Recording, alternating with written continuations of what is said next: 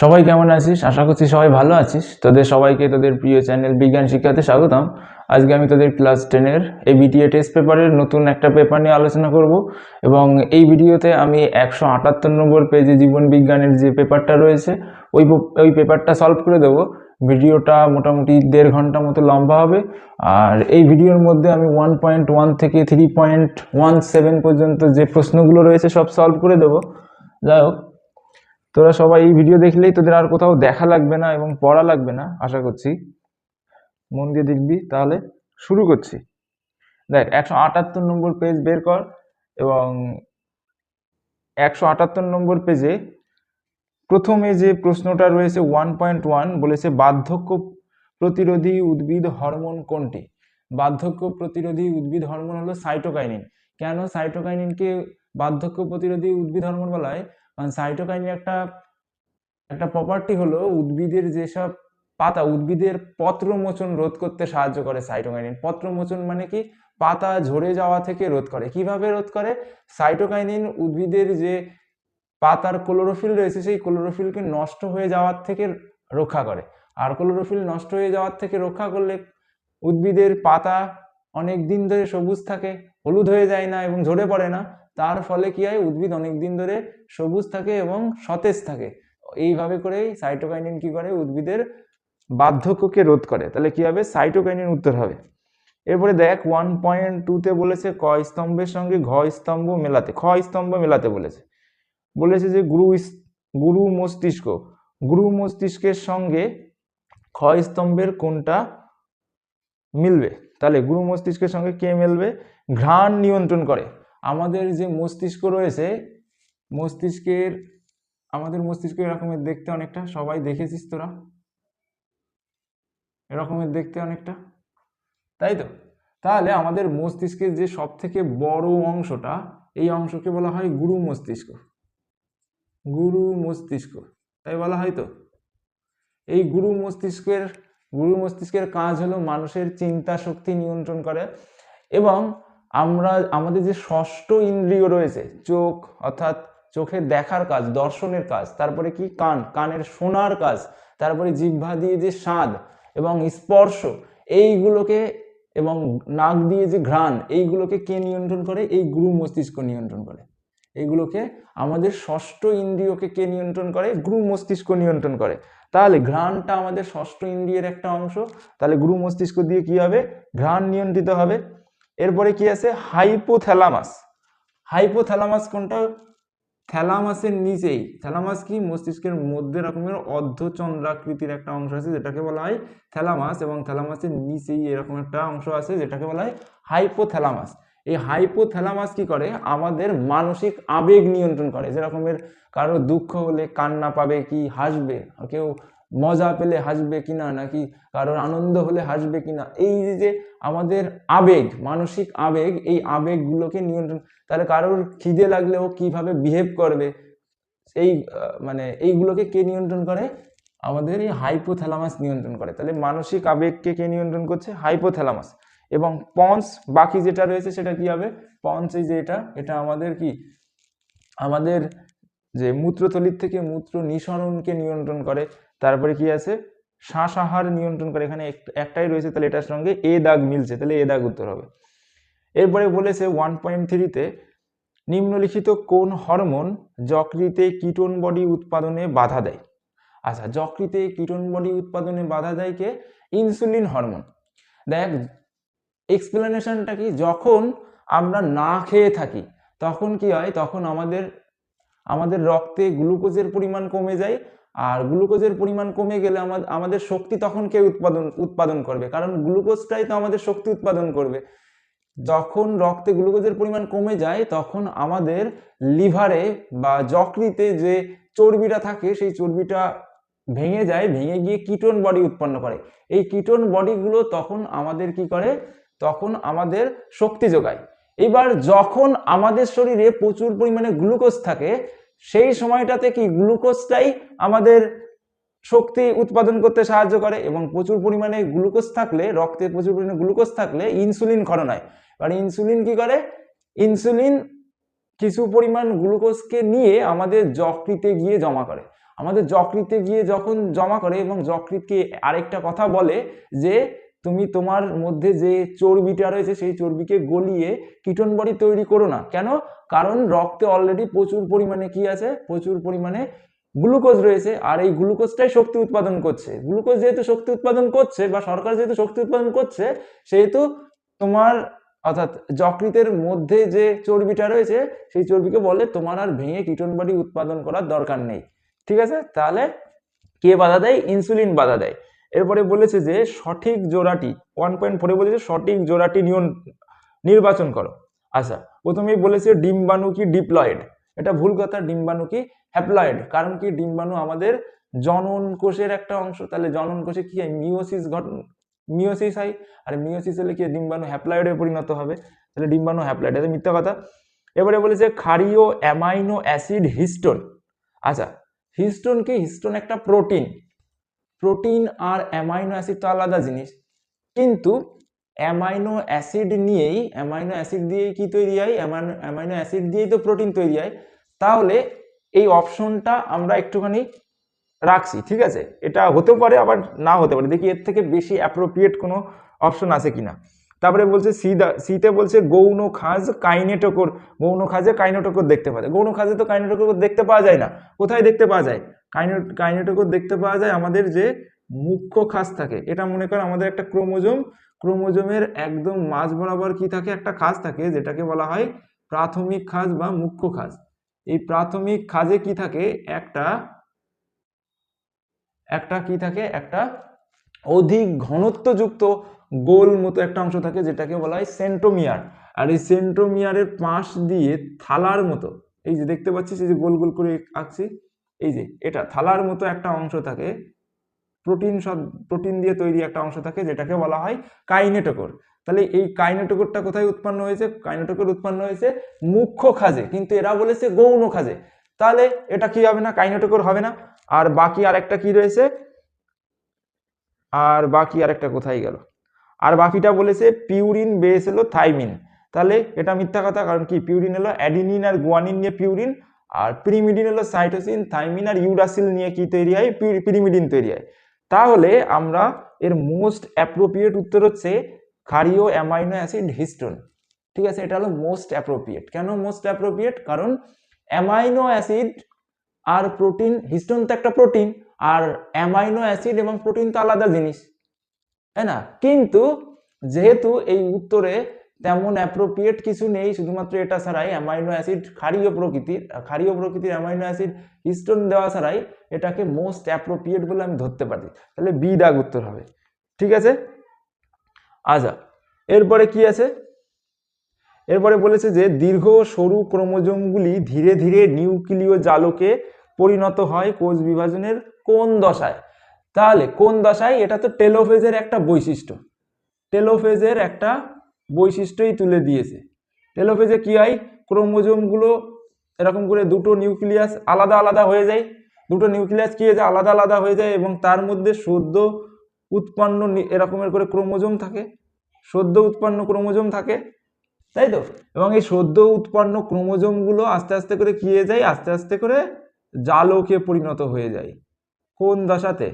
Telophase দশাতে। তাহলে এটা কিন্তু ইম্পর্টেন্ট, অনেকে প্রোফেজ দিয়ে দেবে, প্রোফেজ কিন্তু হবে না। প্রোফেজে কি হয়? প্রোফেজে এই ক্রোমাটিন যে জালক বা নিউক্লিয় জালকগুলো কিসে পরিণত হয়? ক্রোমোজোমে পরিণত হয়। তাহলে উত্তর কি হবে? টেলোফেজ হবে। ঠিক আছে, তাহলে তোদের কিন্তু এই উত্তরে এটা ভুল দেওয়া আছে। ঠিক আছে, উত্তরে দেওয়া রয়েছে প্রোফেজ হবে না, টেলোফেজ উত্তর হবে। ঠিক আছে, ওরাই উল্টো পাল্টা দিয়ে বলেছে দীর্ঘ সরু ক্রোমোজোমগুলি ধীরে ধীরে নিউক্লিয় জালকে পরিণত হচ্ছে। নিউক্লিয় জালকে পরিণত হয় কখন?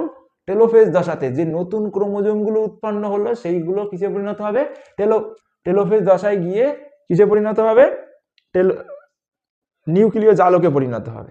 ঠিক আছে, আর প্রোফেজে কি হয়? প্রোফেজের নিউক্লিয় জালকগুলো কিছু ক্রোমোজোমে পরিণত হয়। তাহলে কিন্তু ভুল আছে এখানটাতে, তোদের বইয়ে উত্তর ভুল দেওয়া রয়েছে এই বইয়ে। আচ্ছা, তাহলে কি হবে? উত্তর হবে টেলোফেজ। এবারে বলেছে জু স্পোরের সাহায্যে জনন সম্পন্ন হয়। জু স্পোর মানে কি? চলরেণু। চলরেণু মানে কি? যাদের গায়ে কি থাকে? ফ্লাজেলা থাকে বা সিলিয়া থাকে, যার মাধ্যমে কি করতে পারে, রেণুগুলো এক জায়গা থেকে অন্য জায়গায় যেতে পারে, ঠিক আছে। মনে কর জলের মধ্যে দিয়ে সাঁতার কেটে এক জায়গা থেকে অন্য জায়গায় যেতে পারে। তাহলে এটা কিসের মাধ্যমে কোথায় গেল, তাহলে এটা কোথায় হয়, ফাইটোপথেরার জুওস্পোরের মাধ্যমে কি করে, জনন সম্পন্ন করে, ঠিক আছে।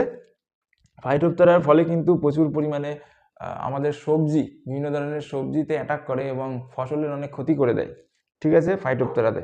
এবারে কি আছে, চোখে ছানি পড়লে কি হয়, চোখে ছানি পড়লে দেখবি যে আমাদের চোখের লেন্সটাকে, আমাদের চোখের মধ্যে যে লেন্সটাকে, সেই লেন্সটাকে কেটে বের করে বাদ দিয়ে দেয় এবং ডাক্তাররা কি করে, ডাক্তাররা একটা কৃত্রিম লেন্স চোখের মধ্যে বসিয়ে দেয়। তাহলে লেন্স কি হয়ে যায়, অস্বচ্ছ হয়ে যায়। লেন্সের মধ্যে যেসব প্রোটিন থাকে সেই প্রোটিনগুলোর প্রকৃতি আলাদা হয়ে যায়, তার ফলে লেন্স অস্বচ্ছ হয়ে যায়। এটাও কিন্তু ভুল দেওয়া আছে উত্তর। তাহলে চোখে ছানি পড়লে কি হয়, লেন্স অস্বচ্ছ হয়ে যায়, কি হয়, লেন্স অস্বচ্ছ হয়ে যায়। তারপরে বলেছে একটি শুক্রাণুর ক্রোমোজোম বিন্যাস কেমন হবে। আচ্ছা, শুক্রাণুর ক্রোমোজোম বিন্যাস কি হবে, ছেলেদের শরীরে দেহস্থ ক্রোমোজোম, দেহের ক্রোমোজোমে বা কোষে যেই ক্রোমোজোম থাকবে তা কি হয়ে যাবে, মিওসিস হবে, মিওসিসে অর্ধেক হয়ে যাবে, তাই তো। ছেলেদের দেহে কি ক্রোমোজোম কেমন থাকে, ছেলেদের দেহে ক্রোমোজোম থাকবে কি 44খানা অটোজোম থাকবে, প্লাস একটা এক্স থাকবে, একটা ওয়াই থাকবে। এটা হলো ছেলেদের শরীরে, মানে দেহের যে কোনো কোষে কি হবে, 44খানা অটোজোম আর একটা এক্স একটা ওয়াই হবে। কিন্তু জনন কোষে গিয়ে কি হবে, অর্থাৎ শুক্রাণুতে গিয়ে কি হয়ে যাবে, মিওসিস ঘটনা ঘটবে, কি হবে, মিওসিস হবে। শুক্রাণুতে গিয়ে মিওসিস হয়ে গিয়ে কি হবে, এটা অর্ধেক হয়ে যাবে, 22খানা অটোজোম হবে, হয় একটা এক্স এর সঙ্গে যুক্ত হবে, নাই 22খানা অটোজোম কি হবে, নাই একটা ওয়াই এর সঙ্গে যুক্ত হবে। এই দুটোই হবে। তাহলে এই দুটোর যে কোনো একটা, যেটা তোদের এইখানটাতে দেওয়া আছে সেটাই উত্তর হবে। তাহলে 22a প্লাস এক্স দেওয়া রয়েছে বিতে, তাহলে বি উত্তর হবে। এরপরে 1.9 দাগে বলছে কি, ওয়াই, বড় ওয়াই, ছোট ওয়াই, বড় আর এর থেকে কত প্রকারের গ্যামেট উৎপন্ন হয়। তাহলে এইখানটাতে কি রয়েছে, এখানটাতে দুখানা বৈশিষ্ট্যের কি দেওয়া রয়েছে, অ্যালিল দেওয়া রয়েছে, তাই না, দুখানা বৈশিষ্ট্যের, এই দুটো মিলে একটা বৈশিষ্ট্য আর এই দুটো মিলে একটা বৈশিষ্ট্য, তাহলে দুটো বৈশিষ্ট্যের অ্যালিল দেওয়া রয়েছে।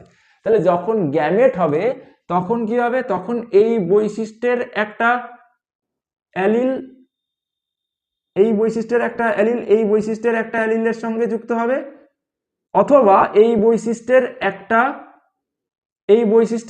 অ্যালিল এই বৈশিষ্ট্যের অন্য একটা অ্যালিলের সঙ্গে যুক্ত হবে, তাই তো।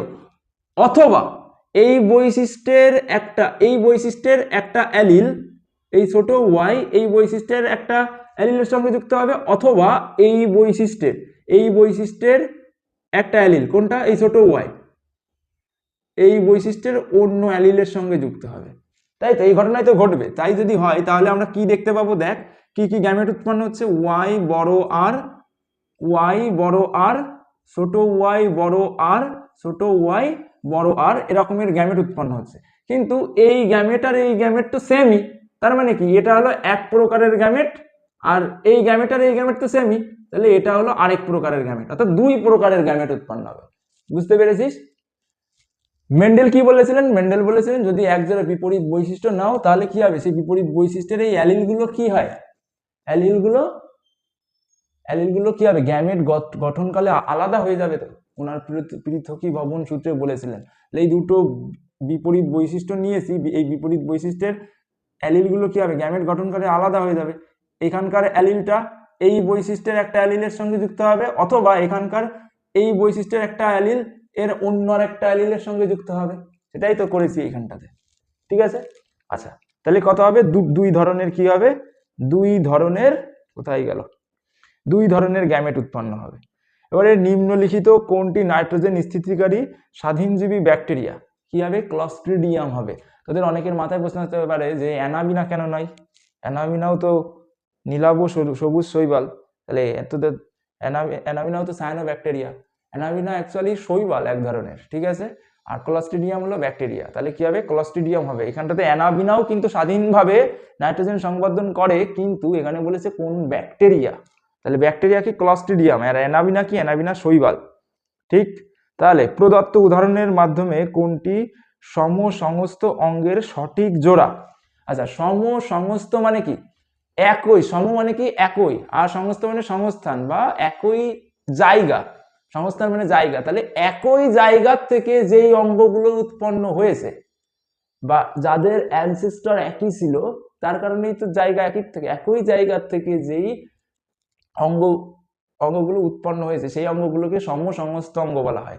যেমন মানুষের হাতের যদি আমরা কি অ্যানাটমি দেখি এবং তিমির ফ্লিপারের অ্যানাটমি দেখি, দুটোর অ্যানাটমি সেম দেখতে পাবি। ঠিক আছে, আমাদের যেমন রেডিয়াস আলনা রয়েছে, তারপরে ফ্লাঞ্জেস রয়েছে, তিমির যে ফ্লিপার রয়েছে বা ডলফিনের যে ফ্লিপার রয়েছে ওর মধ্যেও রেডিয়াস আলনা এবং ফ্লাঞ্জেস এইগুলো রয়েছে।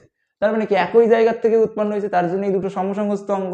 অথবা উদ্ভিদের ক্ষেত্রে যেরকমের ধর পেঁয়াজের যে শল্কপত্র, পেঁয়াজের শল্কপত্র কোনটা, মাটির নিচেই যে জিনিসটা থাকে না পেঁয়াজের, যেটা বাল্বের মতো দেখতে, যদিও বাল্ব নয়, এটাই বাল্বের মতো দেখতে, এটাই হলো পেঁয়াজ, তাই তো। এটাকে কি বলা হয়, শল্কপত্র বলে, বাল্বের মতো দেখতে কিন্তু বাল্ব নয়। এটা কি, এটাই হলো পেঁয়াজের পাতা। পাতা কি হয়ে গেছে, রূপান্তর হয়ে গেছে।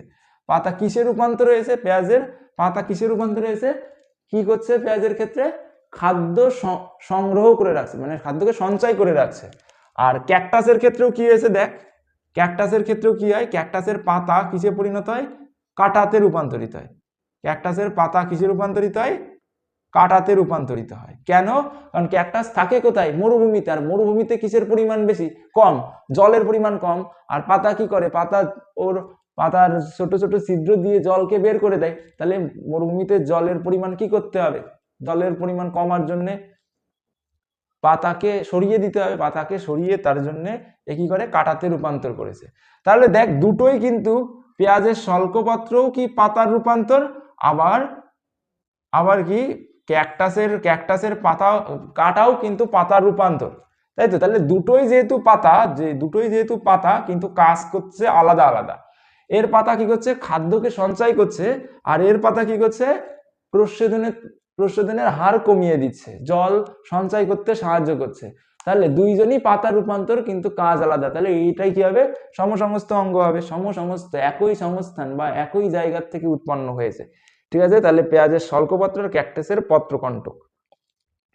এবার কি আছে, ডারউইন অস্তিত্বের জন্য সংগ্রামের ফলস্বরূপ যে সিদ্ধান্ত নিয়েছিলেন, কি সিদ্ধান্ত নিয়েছিলেন, যোগ্যতমের উদ্বর্তন। কি করে যোগ্যতমের উদ্বর্তন, ডারউইন কি বলেছিলেন, ডারউইন বলেছিলেন যে জীবন সংগ্রামে যেসব প্রাণীগুলো অংশগ্রহণ করে সেই প্রাণীদের মধ্যে শুধুমাত্র তারাই বংশ বিস্তার করতে পারে যারা কি হয়, জীবন সংগ্রামে টিকে থাকে। আর জীবন সংগ্রামে টিকে থাকবে কারা, যারা যোগ্যতম তারাই টিকে থাকবে, যেটাকে উনি কি বলেছেন, যোগ্যতমের উদ্বর্তন বলেছেন। অর্থাৎ জীবন সংগ্রামে যারা অংশগ্রহণ করলো তাদের মধ্যে সবাই কিন্তু কি করতে পারে না, বংশ বিস্তার করতে পারে না। যারা দুর্বল তারা এলিমিনেট হয়ে যায়, যারা সবল তারা কি করে, বংশ বিস্তার করে এবং থ্রাইভ করা মানে কি, পুরো অঞ্চল জুড়েই বসতি শুরু করে। তাদেরকে কি বলা হচ্ছে, তাদেরকে যোগ্যতম বলা হচ্ছে। এই যোগ্যতমরা যেহেতু কি পুরো অঞ্চল জুড়ে থ্রাইভ করলো বা পুরো অঞ্চল জুড়ে পুরো অঞ্চল জুড়ে বসবাস করলো, তার জন্য ওটাকে উনি কি বললেন, যোগ্যতমের উদ্বর্তন বললেন। ঠিক আছে, তারপরে কি আছে, তারপরে নিচের কোনটি গ্রিন হাউস গ্যাস হয় লিখেছে, গ্যাস নয় হবে, কোনটি হবে, তাহলে আমরা কি জানি, কার্বন ডাইঅক্সাইড প্রধান গ্রিন হাউস গ্যাস। তারপরে কি আছে, মিথেনো গ্যাস, তাহলে কি হবে, SO2 হবে, বুঝতে পারলি, কি হবে, SO2 বা সালফার ডাইঅক্সাইড হবে। এরপরে কি আছে, 14 দাগে দেখ, বলছে যে পায়রার বায়ুথলির ক্ষেত্রে কোনটি প্রযোজ্য নয়। বায়ুথলি কি করে, পায়রাকে দেহকে হালকা করে, উড্ডয়নকালে অক্সিজেন সরবরাহ করে, রক্তজালকে অক্সিজেন কার্বন ডাইঅক্সাইডের আদান প্রদান করে। এটাই হবে, সি দাগ উত্তর হবে, যেহেতু নয় বলেছে। আচ্ছা, জল দূষণের ফলে সৃষ্ট রোগ কোনটি, টাইফয়েড হলো জল দূষণের ফলে সৃষ্ট রোগ। আর বাকি ব্রঙ্কাইটিস কিসের জন্য হয়, ব্রঙ্কাইটিস, তারপরে হাঁপানি, এইগুলো কিসের জন্য হয়, কি বলে, বায়ু দূষণের জন্য হয়। কি দূষণের জন্য, বায়ু দূষণের জন্য। আর নিউমোনিয়া হবে না। আচ্ছা, এরপরে কি বলেছে 2 দাগে দেখ, অ্যাবডাকশন।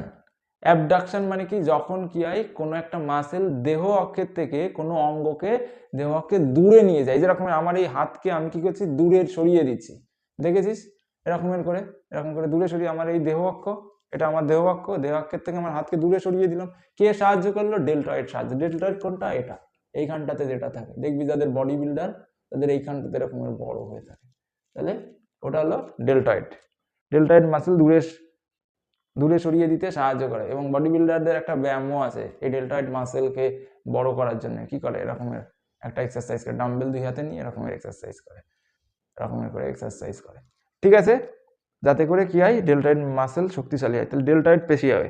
এবারে অ্যাকুয়াস হিউমার। অ্যাকুয়াস হিউমার কোথায় থাকে, আমাদের চোখের কর্নিয়া এবং লেন্সের মাঝে থাকে, তাই তো, এই হলো চোখ মনে কর। আচ্ছা, এইখানটাতে মনে কর চোখের কি রয়েছে, লেন্স রয়েছে, আর এটা হলো কর্নিয়া, ঠিক আছে। আর এই যে কর্নিয়াল লেন্সের মাঝে যে ফাঁকা জায়গায় এখন ডট ডট ডট ডট দিচ্ছি, এই জায়গায় এক ধরনের তরল থাকে যেটাকে বলা হয় অ্যাকুয়াস হিউমার।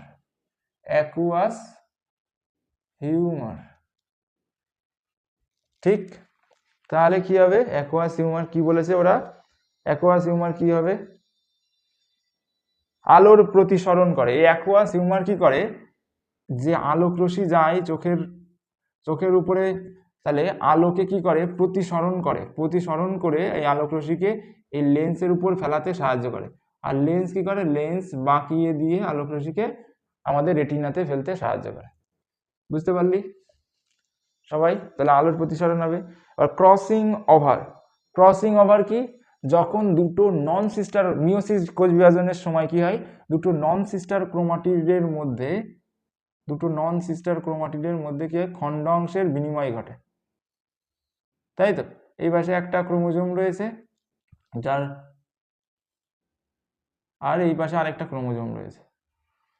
এই ক্রোমোজোম কি করলো, ওর এক ঠ্যাং দেখ আরেকজনের সঙ্গে যুক্ত করে দিয়েছে এই জায়গাটাতে, এবং যুক্ত করে এই জায়গাটা একটা এক্স এর মতো আকার গঠন করেছে, যেটাকে কি বলা হয়, কায়াজমা গঠন বলা হয়। এই যে এক্স এর মতো হয়ে গেছে, ঠিক আছে, এরকমের এক্স এর মতো হয়ে গেছে একটার উপর একটা গিয়ে, তাহলে এটাকে কি বলা হয়, কায়াজমা গঠন বলা হয়। ক্রসিং ওভারে কায়াজমা। লবণ গ্রন্থি সুন্দরী গাছের দেখতে পাওয়া যায়, জীব বিবর্ধন মাটি দূষণের ফলে হয়। আচ্ছা, টরুলা কি, ইস্টের, টরুলা হলো ইস্টের একটা দশা, ইস্ট বা কি বলে, ফাঙ্গি, ঠিক আছে, ইস্টের একটা দশা। এবারে কি আছে, লঘু ঘনত্বে ড্যাশ হরমোন উদ্ভিদের মূলে দ্রুত বৃদ্ধি ঘটাতে সাহায্য করে। লঘু ঘনত্বে কোন হরমোন, অক্সিন হরমোন। তোরা যারা এই অক্সিনের লেকচারটা দেখিসনি, তারা দেখে আসতে পারিস, সেইখানটাতে আমি প্রচুর পরিমাণে মানে একদম ডিটেলসে আলোচনা করেছি। এখন এই ভিডিওতে তার ডিটেলসে আলোচনা করা সম্ভব না, আমি মুছে একটুখানি দেখিয়ে দিচ্ছি, ঠিক আছে। আচ্ছা দেখ অক্সিন হরমোন কি করে, আমরা জানি কোনো একটা উদ্ভিদের কাণ্ড কি হয়, যেই দিকে আলো থাকে সেই আলোর দিকে বেঁকে যায়, সবাই আমরা জানি এটা। এই যে এটা আলোর দিকে বেঁকে যাচ্ছে, এই দিক থেকে মনে করেন আলো আসছে, তাই তো। কেন আলোর দিকে বেঁকে যাচ্ছে উদ্ভিদের কাণ্ড, কারণ আলো যেদিকে থাকে তার উল্টো দিকে কি হয়, অক্সিন হরমোন বেশি পরিমাণে ক্ষরিত হয়। তাহলে মূলের ক্ষেত্রেও সেম জিনিসটাই হবে। তাহলে এই দিক থেকে আলো আসছে, তাহলে এই পাশটাতে অক্সিন হরমোন বেশি ক্ষরণ হবে, তাই তো। এই পাশে যেদিকে আলো আসে তার উল্টো পাশে অক্সিন হরমোন জমা হয়, তাহলে এই পাশে বেশি পরিমাণে অক্সিন ক্ষরণ হবে। যেই মূলের ক্ষেত্রে কি হয়, যেই দিকে অক্সিন বেশি পরিমাণে জমা হয় সেই দিকে কম বৃদ্ধি ঘটে, এবং অক্সিন যেই দিকে কম পরিমাণে জমা হয় তাহলে এই দিকে বেশি পরিমাণে, আর এই পাশে কি হয়েছে, অক্সিন হরমোন কম পরিমাণে জমা হয়েছে।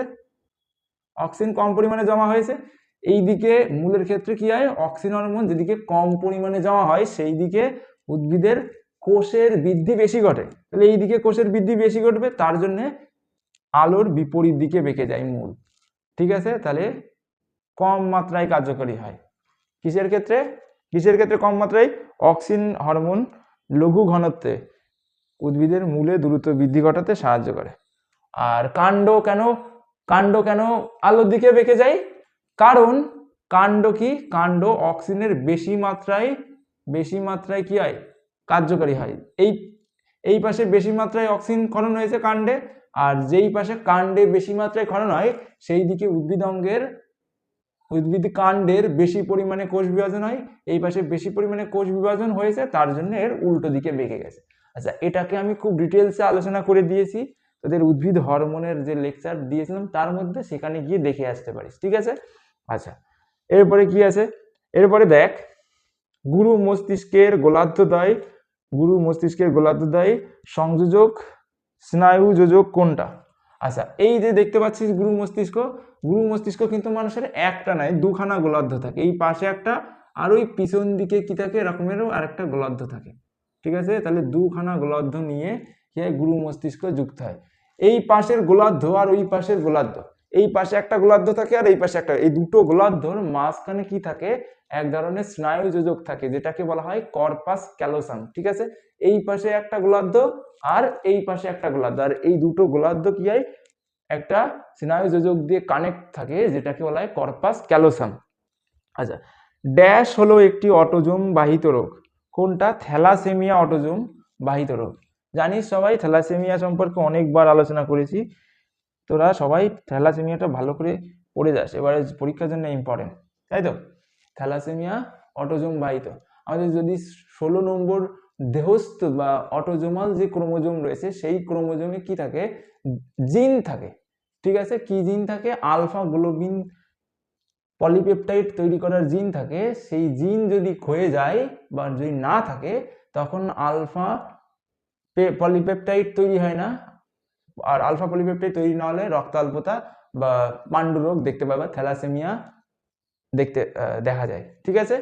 আচ্ছা, তাহলে কি 16 নম্বর ক্রোমোজোম কি দেহস্থ ক্রোমোজোম বা অটোজোমাল ক্রোমোজোম, তাহলে কি হবে, তাহলে থ্যালাসেমিয়া উত্তর হবে।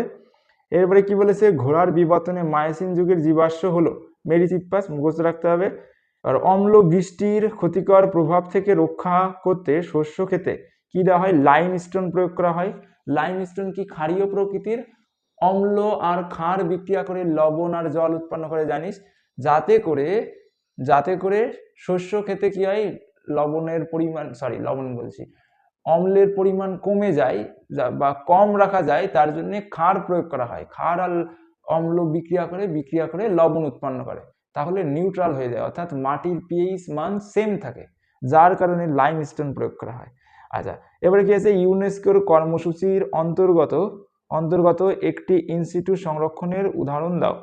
তাহলে ইউনেস্কোর কর্মসূচির ইনস্টিটিউট কি হবে, ইউনেস্কোর কি আছে, ম্যান অ্যান্ড বায়োস্ফিয়ার MAB প্রকল্প রয়েছে, ম্যান অ্যান্ড বায়োস্ফিয়ার ডেভেলপমেন্ট যে প্রকল্প রয়েছে, প্রকল্পের আন্ডারে কি হয়, বায়োস্ফিয়ার রিজার্ভ বলে একটা কি আছে, একটা প্রকল্প আছে, সেই প্রকল্পের তাহলে কি হবে, ইনস্টিটিউট সংরক্ষণ হবে বায়োস্ফিয়ার রিজার্ভ, তাহলে কি হবে, বায়োস্ফিয়ার রিজার্ভ হবে। এবার কি আছে, অক্সিন হরমোন ট্যাকটিক চলন নিয়ন্ত্রণ করে, এটা মিথ্যা কথা বা ভুল কথা। কেন? অক্সিন হরমোন কি চলন নিয়ন্ত্রণ করে, ট্রপিক চলন নিয়ন্ত্রণ করে। ট্রপিক চলন কি, উদ্ভিদ অঙ্গের উদ্দীপকের গতিপথ অনুসরণ করে চলন। উদ্দীপকের গতিপথ মানে কি, এইখানটাতে দেখেছিস এই যে উদ্দীপকটা কোনটা, উদ্দীপক হলো আলো বা সূর্যের আলো যেদিকে যাচ্ছে সেই দিকে অথবা তার বিপরীত দিকে, অর্থাৎ এই উদ্ভিদ অঙ্গের চলন ঘটছে কিসের প্রভাবে, উদ্ভিদ অঙ্গের চলন ঘটছে উদ্দীপকের প্রভাবে। উদ্ভিদ অঙ্গের চলন ঘটলে তখন সেটা হবে ট্রপিক চলন, ঠিক আছে। সেটা উদ্দীপকের দিকেও হতে পারে, বিপরীত দিকেও হতে পারে। দিকে যদি হয় তখন সেটা কি হবে, দিকে হলে তখন সেটা পজিটিভ চলন, আর উল্টো দিকে হলে সেটা নেগেটিভ চলন, সেটা তো আলাদা কথা। তাহলে ট্রপিক চলনে আমরা কি জানি, উদ্ভিদ অঙ্গের চলন ঘটবে উদ্দীপকের গতিপথ অনুসারে। আর ট্যাকটিক চলন কি, সম্পূর্ণ উদ্ভিদ অঙ্গের বা সম্পূর্ণ উদ্ভিদ দেহের চলন ঘটবে, তখন যেটা হবে ট্যাকটিক চলন, ঠিক আছে। সম্পূর্ণ উদ্ভিদ দেহ মানে কি, এইখানটাতে মনে কর একটা উদ্ভিদ রয়েছে আর এইখানটাতে আলো পড়ছে, এই উদ্ভিদ দেহটা সম্পূর্ণরূপে এই উদ্দীপকের থেকে দূরে সরে আসলো অথবা উদ্দীপকের দিকে চলে গেল, তখন যেটা কি হবে, ট্যাকটিক চলন হবে। এবার তোদের মাথায় প্রশ্ন আসতে পারে, দাদা কি করে উদ্ভিদ সম্পূর্ণ উদ্ভিদ বা গাছটাই চলে যাবে। কি করে যাবে এবার বলো? আম গাছ তো যেতে পারবে না, এক জায়গায় দাঁড়িয়ে থাকে। শুধু কি আম গাছ আছে নাকি? আরো তো অনেক আণুবীক্ষণিক গাছ রয়েছে, তাই না? আণুবীক্ষণিক গাছ যেরকম শৈবাল, বিভিন্ন ধরনের শৈবাল রয়েছে। সেই শৈবালগুলো কি করে? সেই শৈবালগুলো তো এক জায়গা থেকে আরেক জায়গায় যেতে পারে। তাহলে ওরা কি করে? আলোর থেকে দূরেও চলে যেতে পারে সম্পূর্ণ, যদি উদ্দীপকের থেকে, আলো না, উদ্দীপকের থেকে কোনো উদ্দীপক পড়লে উদ্দীপকের থেকে দূরেও চলে যেতে পারে বা উদ্দীপকের দিকেও চলে যেতে পারে, সম্পূর্ণ উদ্ভিদ দেহটাই। তখন সেটাকে কি বলা হবে? তখন সেটাকে ট্যাকটিক চলন বলা হবে। সবার ক্লিয়ার? আচ্ছা, প্রাথমিক উসাইটে মিওসিস, উসাইটে কি ঘটে? মিওসিস ঘটে। তাহলে এটা সত্যি কথা, প্রাথমিক উসাইটে মিওসিসই ঘটবে, তাই না? উসাইট মানে কি? আমাদের যে কি বলে, আমাদের যে জনন কোষ, বুঝতে পারলি? মেয়েদের ওটাকে কি বলে? উসাইট হলো ডিম্বাণু, ডিম্বাণু না, ডিম্বথলির মধ্যে ডিম দুটো মিলে। আচ্ছা যাই হোক, তাহলে ওইখানটাতে কি ঘটবে? মিওসিস ঘটবে। বুঝতে পেরেছিস? যেহেতু ডিম্ব সম্বন্ধীয়, বুঝলি? যেহেতু ডিম্ব সম্বন্ধীয়, সেহেতু কি হবে? সেহেতু ওইখানটাতে মিওসিস ঘটবে। ক্লিয়ার হয়েছে? ক্লিয়ার হয়েছে? উসাইটের বাংলাটা আমার ঠিক মানে করতে পারছি না। উসাইট হলো যে ডিম থাকে, ডিম আর ডিম একটা থলির মধ্যে থাকে, যেটাকে ফলিকল বলে। তাহলে এই দুটো হওয়ার আগের যে দশা, তখন সেটা উসাইট বলে। ঠিক আছে? ওইখানটাতে কি হয়? ওখানটাতে মিওসিস কোষ বিভাজন ঘটে। এইটুকু শুধু মনে রাখ, ঠিক আছে? মিওসিস ঘটবে, এটা সত্য কথা। এবারে কি আছে? সন্ধ্যামালতী উদ্ভিদ মেন্ডেলের বংশগতি সূত্র মেনে চলে। সন্ধ্যামালতী উদ্ভিদ বংশগতি সূত্র মেনে চলে না, তাই তো? এটাই সত্য। এটা তাহলে কি হবে? মিথ্যা হবে। সন্ধ্যামালতী উদ্ভিদে আমরা কি দেখেছি? আমরা দেখেছি যদি আমরা সন্ধ্যামালতী ফুলের কি করি? সংকরায়ন ঘটাই। লাল ফুল আর সাদা ফুলের যদি আমরা কি ঘটাই? সংকরায়ন ঘটাই, তাহলে প্রথম অপত্য উদ্ভিদে যে ফুলটা হয় সেটা গোলাপি রঙের হয়। কিন্তু মেন্ডেলের সূত্র অনুসারে আমরা কি জানি? মেন্ডেলের সূত্র অনুসারে, প্রকটতার সূত্র অনুসারে আমরা জানি যে প্রথম অপত্য জীব সবসময় প্রকট বৈশিষ্ট্যকে দেখায়। কিন্তু এইখানটাতে প্রকট বৈশিষ্ট্য না দেখিয়ে এই যে দুটো বৈশিষ্ট্য ছিল, ওদের প্যারেন্টাল যে দুটো আলাদা আলাদা বৈশিষ্ট্য ছিল, তাদের মাঝামাঝি একটা বৈশিষ্ট্য এখানটাতে দেখতে পাওয়া গেছে। লালও হয়নি, সাদাও হয়নি, লাল আর সাদার মাঝে গোলাপি হয়েছে। তাহলে এটা কি হবে? তাহলে এটা মেন্ডেলের সূত্র মানলো না, তাহলে এটা মিথ্যা কথা। ডারউইনের যোগ্যতম উদ্বর্তনের কারণ ব্যাখ্যা দিতে অপরাগ ছিলেন।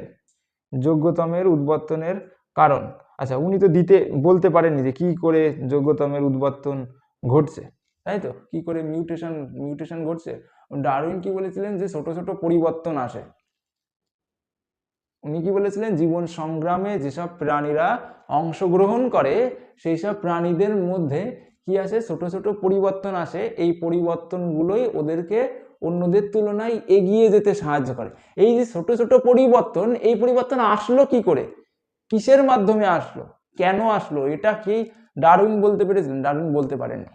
তাহলে কি হবে? তাহলে এটা মিথ্যা কথা, সত্যি কথা, তাই তো? যোগ্যতমের উদ্বর্তনের কারণ ব্যাখ্যা দিতে অপরাগ ছিলেন। কি করে আসলো সেটা উনি বলতে পারেননি। এবার অ্যানাবিনা বলেছে 2.17 দেখ, বলেছে যে অ্যানাবিনা বায়ুর নাইট্রোজেন সংবর্ধন ঘটাতে সক্ষম। এটা সত্য কথা, কারণ অ্যানাবিনা কি? একটা নীলাভ সবুজ শৈবাল এরকমের গোল গোল দেখতে হয়, এবং অ্যানাবিনার কি থাকে? একটা এরকমের বড় কোষ থাকে, ঠিক আছে, যেটাকে বলা হেটেরোসিস্ট। এই হেটেরোসিস্ট কি করে? বায়ুর নাইট্রোজেনকে, এই যেটাতে আমি ডট ডট দিচ্ছি, এটাকে বলা হেটেরোসিস্ট সেল। এই সেলটা কি করে? বায়ুর নাইট্রোজেনকে সংবর্ধন করে। বায়ুর নাইট্রোজেনকে কি করতে পারে? সংবর্ধন করতে পারে। তাহলে এটা ঠিক। আচ্ছা, সচল অস্থিসন্ধিতে সাইনোভিয়াল তরল থাকে। এটাও সত্যি কথা। সচল অস্থিসন্ধি কোনগুলো? যেইগুলো আমরা কি করতে পারি? যেই জয়েন্টগুলো আমরা নাড়াতে পারি, যেরকমের আমার এই শোল্ডারের সঙ্গে যে জয়েন্টটা, এটা নাড়াতে পারছি। তারপরে হাতের সঙ্গে যে হিঞ্জ জয়েন্ট রয়েছে এইখানটাতে, কোনোইতে, ঠিক আছে, তাহলে নাড়াতে পারছি। এইগুলো কি? এইগুলোতে সচল অস্থিসন্ধি, এইগুলোতে এক ধরনের তরল দেখতে পাওয়া যায়। দেখ, দুটো অস্থিসন্ধি, এখানটাতে মনে কর একটা অস্থি রয়েছে, আর এই নিচেই মনে কর আরেকটা অস্থি রয়েছে। এই দুটো অস্থি সন্ধির এই মাঝ দিয়ে কি থাকে? তরল থাকে এক ধরনের।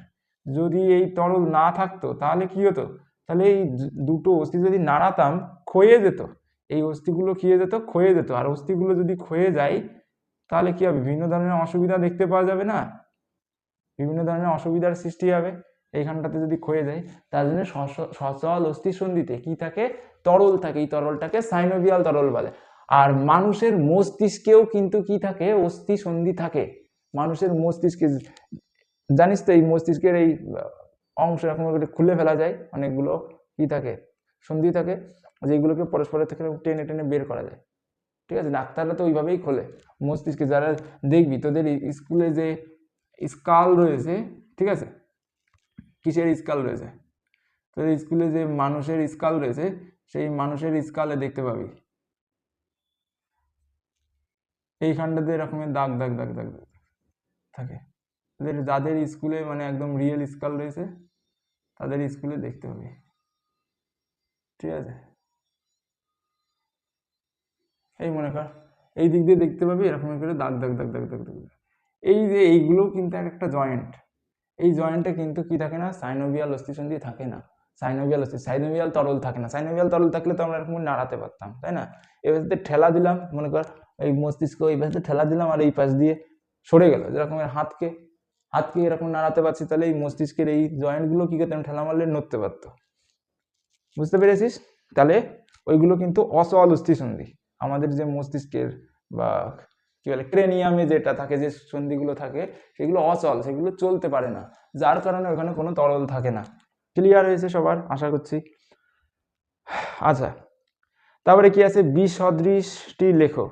বলেছে বামনত্ব। বামনত্ব মানে কি, গ্রোথ হরমোন কম পরিমাণে ক্ষরণ হলে বামনত্ব হয়। মধুমেহ। মধুমেহ মানে কি, ডায়াবেটিস। ডায়াবেটিস কি, ইনসুলিন কম ক্ষরণ হলে ক্ষরিত হয় গলগণ্ড। গলগণ্ড কি, থাইরয়েডে থাইরক্সিন কম ক্ষরণ হলে গলগণ্ড হয়। তাহলে তিনটেই কম ক্ষরণে। আর অ্যাক্রোমেগালি কি, অ্যাক্রোমেগালি গ্রোথ হরমোন বেশি পরিমাণে ক্ষরণ হলে অ্যাক্রোমেগালি হয়। কখন, যখন পরিণত বয়স্কদের যদি ইনসুলিন বেশি, সরি, গ্রোথ হরমোন বেশি পরিমাণে ক্ষরণ হয়, তাহলে অ্যাক্রোমেগালি হবে আলাদা। তারপরে 20 দাগে বলছে যে নিউরোসাইটন কি। নিউরোসাইটন হলো নিউরনের কোষ দেহকে নিউরোসাইটন বলে ইংরেজিতে। নিউরন জানিস তোরা সবাই, নিউরন কি নিয়ে গঠিত, কোষ দেহ নিয়ে গঠিত। এই মনে কর একটা নিউরনের চিত্র আমি এঁকে দিলাম, তাই তো। নিউরনের এই যে অংশটাতে কি নেই, প্রবর্ধক নেই, বুঝতে পেরেছিস? সেই অংশটাকে কি বলা হয়, নিউরোসাইটন বা কোষ দেহ। অর্থাৎ নিউরনের কোষ দেহকে, এই যে অংশটা যেটার মধ্যে কি থাকে, নিউক্লিয়াস থাকে, মাইটোকন্ড্রিয়া থাকে, গলগি বডি থাকে, নিউক্লিয়াস, মাইটোকন্ড্রিয়া, গলগি বডি থাকে, সেইগুলোকে কি বলা হয়, সেই অংশকে বলা হয় নিউরোসাইটন। সেই অংশকে কি বলা হয়, নিউরোসাইটন। কেন বলা হয় নিউরোসাইটন? কারণ নিউরোসাইটন মানে কি, সাইটন মানে হলো সেল, ঠিক আছে। আর নিউরো কেন বলছে, কারণ কি নিউরন সম্বন্ধীয়, তার জন্য নিউরন বলছে। নিউরন সম্বন্ধীয়, তার জন্য কি বলছে, নিউরন বলছে। সবার ক্লিয়ার হয়েছে এইখানটাতে? ক্লিয়ার, আমি আশা করছি তোরা সবাই বুঝতে পেরেছিস আমি যা বললাম। তাহলে নিউরোসাইটন কি, নিউরনের কোষ দেহকে নিউরোসাইটন বলে, নিউরনের কোষ দেহকে, তাই তো। নিউরন অ্যাকচুয়ালি একটা কোষ, তাই না, একটা স্পেশাল কোষ। আমরা সাধারণত কোষ জানি কেমন, এরকমের হয়, গোল হয়, অনেকটা এরকমের হয়, গোলাকার সাধারণত, অথবা ডিম্বাকার, এরকমের কোষ হয়। এইবার নিউরনের কোষটা কি স্পেশাল কি কোষ, এই কোষটাতেই কি হয়ে গেছে, এরকমের প্রবর্ধক তৈরি হয়েছে। বুঝতে পেরেছিস? নিউরনের কোষে কি হয়ে গেছে, এরকমের প্রবর্ধক তৈরি হয়েছে। তার আর এই যে কোষটা, যে এই কোষটাকে কি বলা হয়, নিউরনের কোষ দেহ বলা হয়। আর কোষ দেহকে ইংরেজিতে কি বলে, নিউরোসাইটন বলা হয়। তাহলে এই অ্যাক্সন এবং ডেনড্রন বাদ দিলে বাকি যে অংশটা রয়েছে সেটাই নিউরোসাইটন। এবারে কি আছে, নিচের প্রথম জোড়া। আচ্ছা, তাহলে ইউগ্লিনা। ইউগ্লিনা কি, ইউগ্লিনা এরকমের দেখতে হয়, এই যে ইউগ্লিনা দেখতে। ইউগ্লিনার কি থাকে, ফ্লাজেলা। এই যে এটা দেখেছি একটা দণ্ড আঁকলাম, এই ফ্লাজেলার মাধ্যমে এরকম নৌকা দাঁড়ের মতো ব্যবহার করে ইউগ্লিনা এক জায়গা থেকে অন্য জায়গায় যেতে পারে। আর প্যারামেসিয়াম কি করে যায়, প্যারামেসিয়াম প্যারামিসিয়াম এরকমের দেখতে, ঠিক আছে। এবং প্যারামিসিয়ামের শরীর দিয়ে এরকমের অংশ থাকে যেটাকে বলা হয় সিলিয়া। এই সিলিয়ার মাধ্যমে প্যারামিসিয়াম কি করতে পারে, এক জায়গা থেকে অন্য জায়গায় যেতে পারে। তাহলে প্যারামিসিয়াম কিসের মাধ্যমে যায়, সিলিয়ার মাধ্যমে। তাহলে কি হবে, সিলিয়া হবে। আচ্ছা আচ্ছা কোথায়,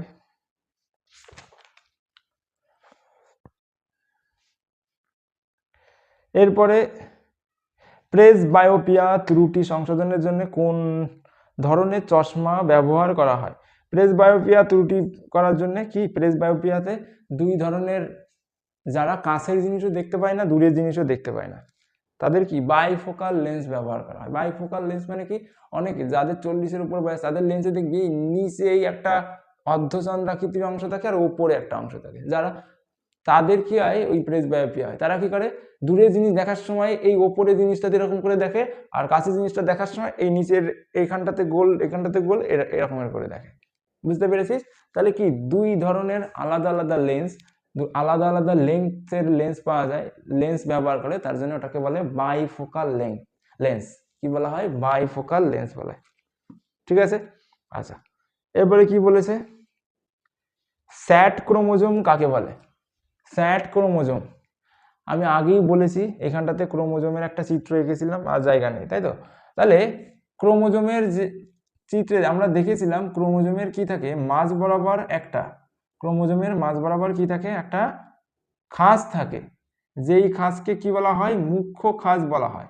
যদি এই হলো একটা ক্রোমোজোম, এই মাঝ বরাবর একটা খাঁজ রয়েছে, যার জন্য এটা হলো মুখ্য খাঁজ, এটা হলো মুখ্য খাঁজ।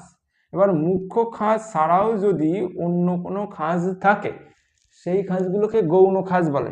মনে কর এই ক্রোমোজোমের এইখানটাতে একটা খাঁজ রয়েছে, এই জায়গাটাতে একটা খাঁজ রয়েছে, ঠিক আছে। তাহলে এই খাঁজকে কি বলা হয়, গৌণ খাঁজ বলা হয়, গৌণ খাঁজ বলা হয়। এইবার এই গৌণ খাঁজটা যদি ক্রোমোজোমের একদম টেলোমিয়ারের বা একদম প্রান্তে অবস্থান করে, তাহলে এই খাঁজের টেলোমিয়ারের অংশটা ফুলে বাল্বের মতো দেখা যায়। দেখেছিস, এটা গোল হয়ে অনেকটা বাল্বের মতো আকৃতি নিয়েছে। এই বাল্বের মতো আকৃতিকে কি বলা হয়, স্যাটেলাইট বলে, স্যাটেলাইট। আর এই স্যাটেলাইট যুক্ত ক্রোমোজোমকে কি বলে, স্যাট ক্রোমোজোম বলে। স্যাটেলাইট যুক্ত ক্রোমোজোমকে কি বলা হয়, স্যাট ক্রোমোজোম। তাহলে পরীক্ষায় যদি আসে স্যাট ক্রোমোজোম বলতে কি বোঝায়, তাহলে কি লিখবি, স্যাটেলাইট যুক্ত ক্রোমোজোমকে কি বলে, স্যাট ক্রোমোজোম বলে। আশা করি তোদের সবার এখানটাতে ক্লিয়ার হয়েছে, কারোর কোনো অসুবিধা নেই। তারপরে কি আছে, বারবার হারিয়ে যাচ্ছে, বাষ্পমোচন রোধে ক্যাকটাসের একটি অঙ্গ সংস্থানগত অভিযোজন লেখো। তাহলে ক্যাকটাসের পাতা কাঁটায় রূপান্তরিত হয়ে যায় বাষ্পমোচন রোধের জন্য, কারণ পাতার মধ্যে প্রচুর পরিমাণে কি থাকে, ছোট ছোট ছিদ্র থাকে, যার মধ্যে দিয়ে কি বেরিয়ে যায়, যার মধ্যে জল বেরিয়ে যায়।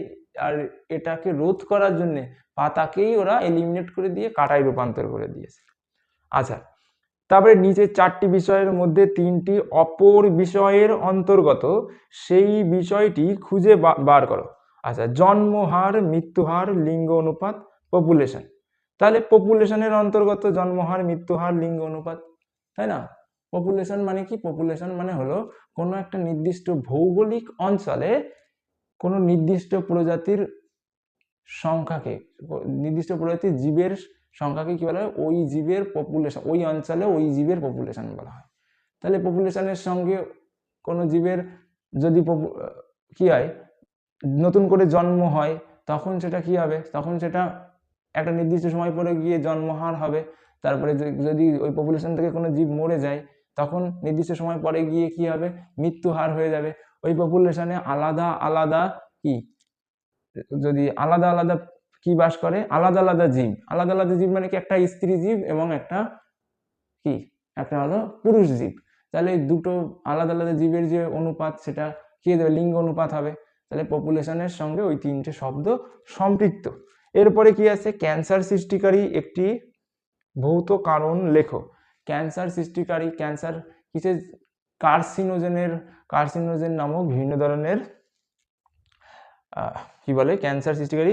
তাহলে কার্সিনোজেনের ফলে তাহলে ক্যান্সার সৃষ্টিকারী যেমন ভৌত কারণগুলো কি হতে পারে, যেমন ধর অতিবেগুনি রশ্মি রয়েছে, তারপরে বিভিন্ন ধরনের গামা রশ্মি, এক্স রশ্মি, এইগুলোর ফলে ক্যান্সার সৃষ্টি হতে পারে। আচ্ছা, এবারে কি আছে ট্যাকটিক চলন। ট্যাকটিক চলন ও ট্রপিক চলনের মধ্যে বিষয়ে দুটি পার্থক্য লেখো। দুটি বিষয়ে পার্থক্য লেখো। আচ্ছা, ট্যাকটিক চলন। ট্যাকটিক চলন কি? ট্যাকটিক চলনের প্রকৃতি বলেছে। ট্যাকটিক চলন হলো যখন উদ্ভিদ অঙ্গের সম্পূর্ণ সমগ্র উদ্ভিদ দেহের চলন ঘটে। কিসের প্রভাবে? উদ্দীপকের প্রভাবে সম্পূর্ণ উদ্ভিদ দেহের বা সম্পূর্ণ জীব দেহের চলনকেই উদ্দীপকের প্রভাবে, তখন সেটাকে ট্যাকটিক চলন বলা হয়। আর ট্রপিক চলন কাকে বলা হবে? যখন উদ্দীপকের প্রভাবে কি হবে? উদ্ভিদ অঙ্গের চলনকে, তাই তো। একটা হলো সম্পূর্ণ উদ্ভিদ অঙ্গ, অর্থাৎ একটাতে কি হচ্ছে? গমন ঘটছে। ট্যাকটিক চলনে কি ঘটছে? গমন ঘটছে। তাহলে সমগ্র উদ্ভিদ দেহের গমনকে এক জায়গা থেকে অন্য জায়গায় স্থান পরিবর্তন করছে, তখন যেটা ট্যাকটিক চলন। আর ট্রপিক চলন কি হবে? ট্রপিক চলন উদ্দীপকের প্রভাবে উদ্ভিদ অঙ্গের চলনকে কি বলা হবে? ট্রপিক চলন বলে। আর উদ্দীপকের প্রভাব, আচ্ছা, উদ্দীপকের প্রভাবে কি হয় ট্যাকটিক চলনে? ট্যাকটিক চলনে উদ্দীপকের প্রভাবে, যেরকম যদি আলোর প্রভাবে চলন ঘটে, তখন আলোর প্রভাবে যদি উদ্ভিদ অঙ্গের চলন ঘটে, তখন সেটা কি হবে?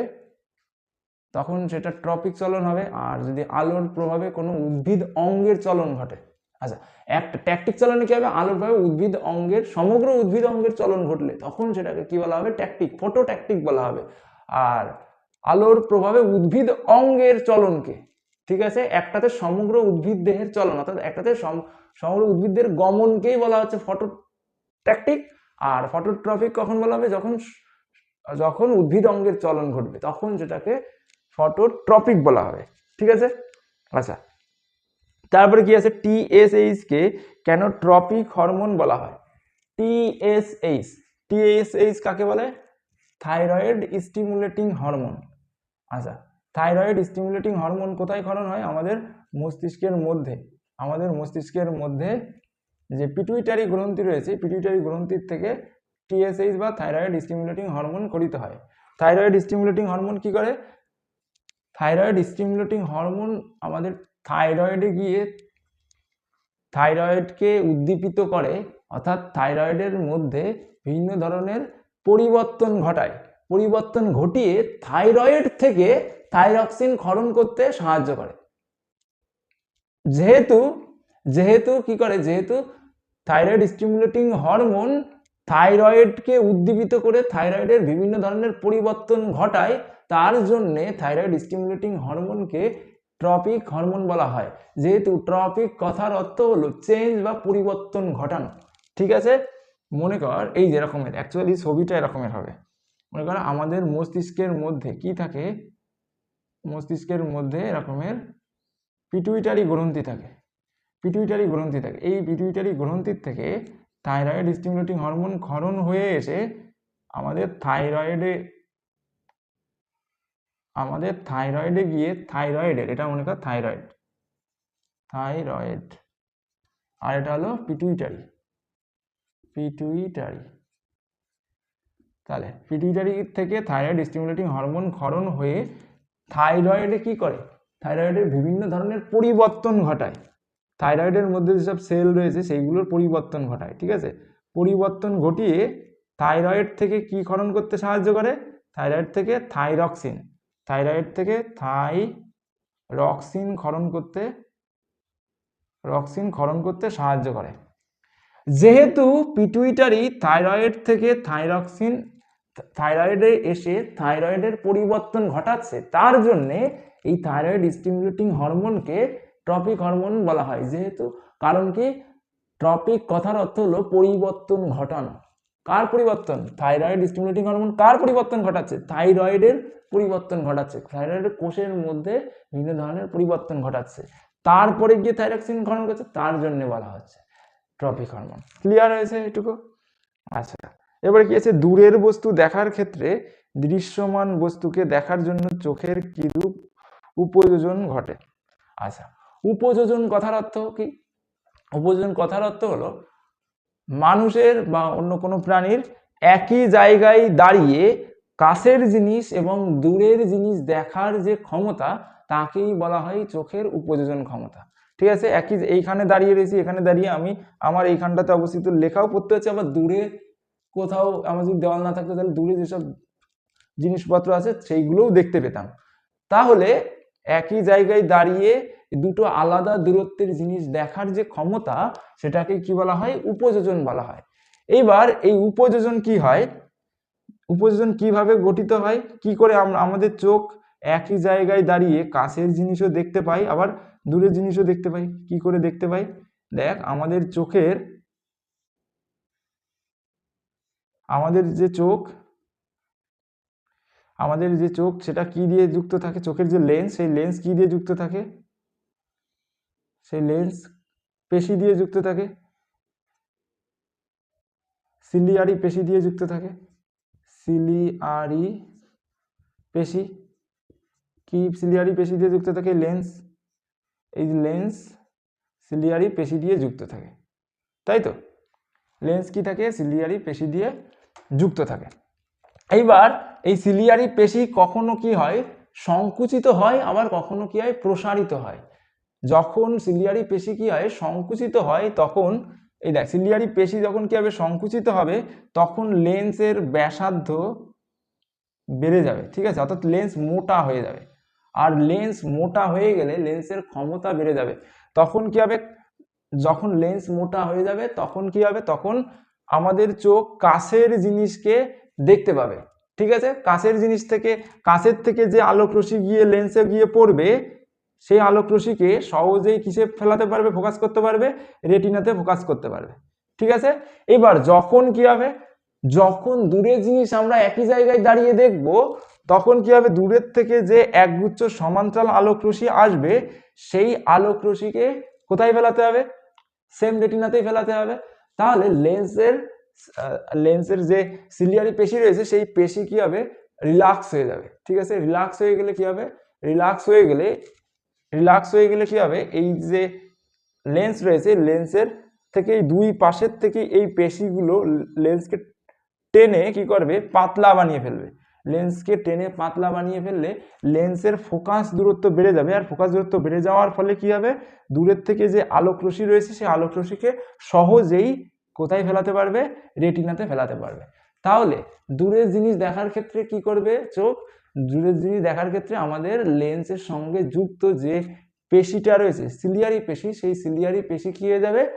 সিলিয়ারি পেশি রিল্যাক্স হয়ে যাবে। রিল্যাক্স মানে কি? আচ্ছা, রিল্যাক্স হয়ে যাবে। রিল্যাক্স হয়ে যাওয়ার পরে কি হবে?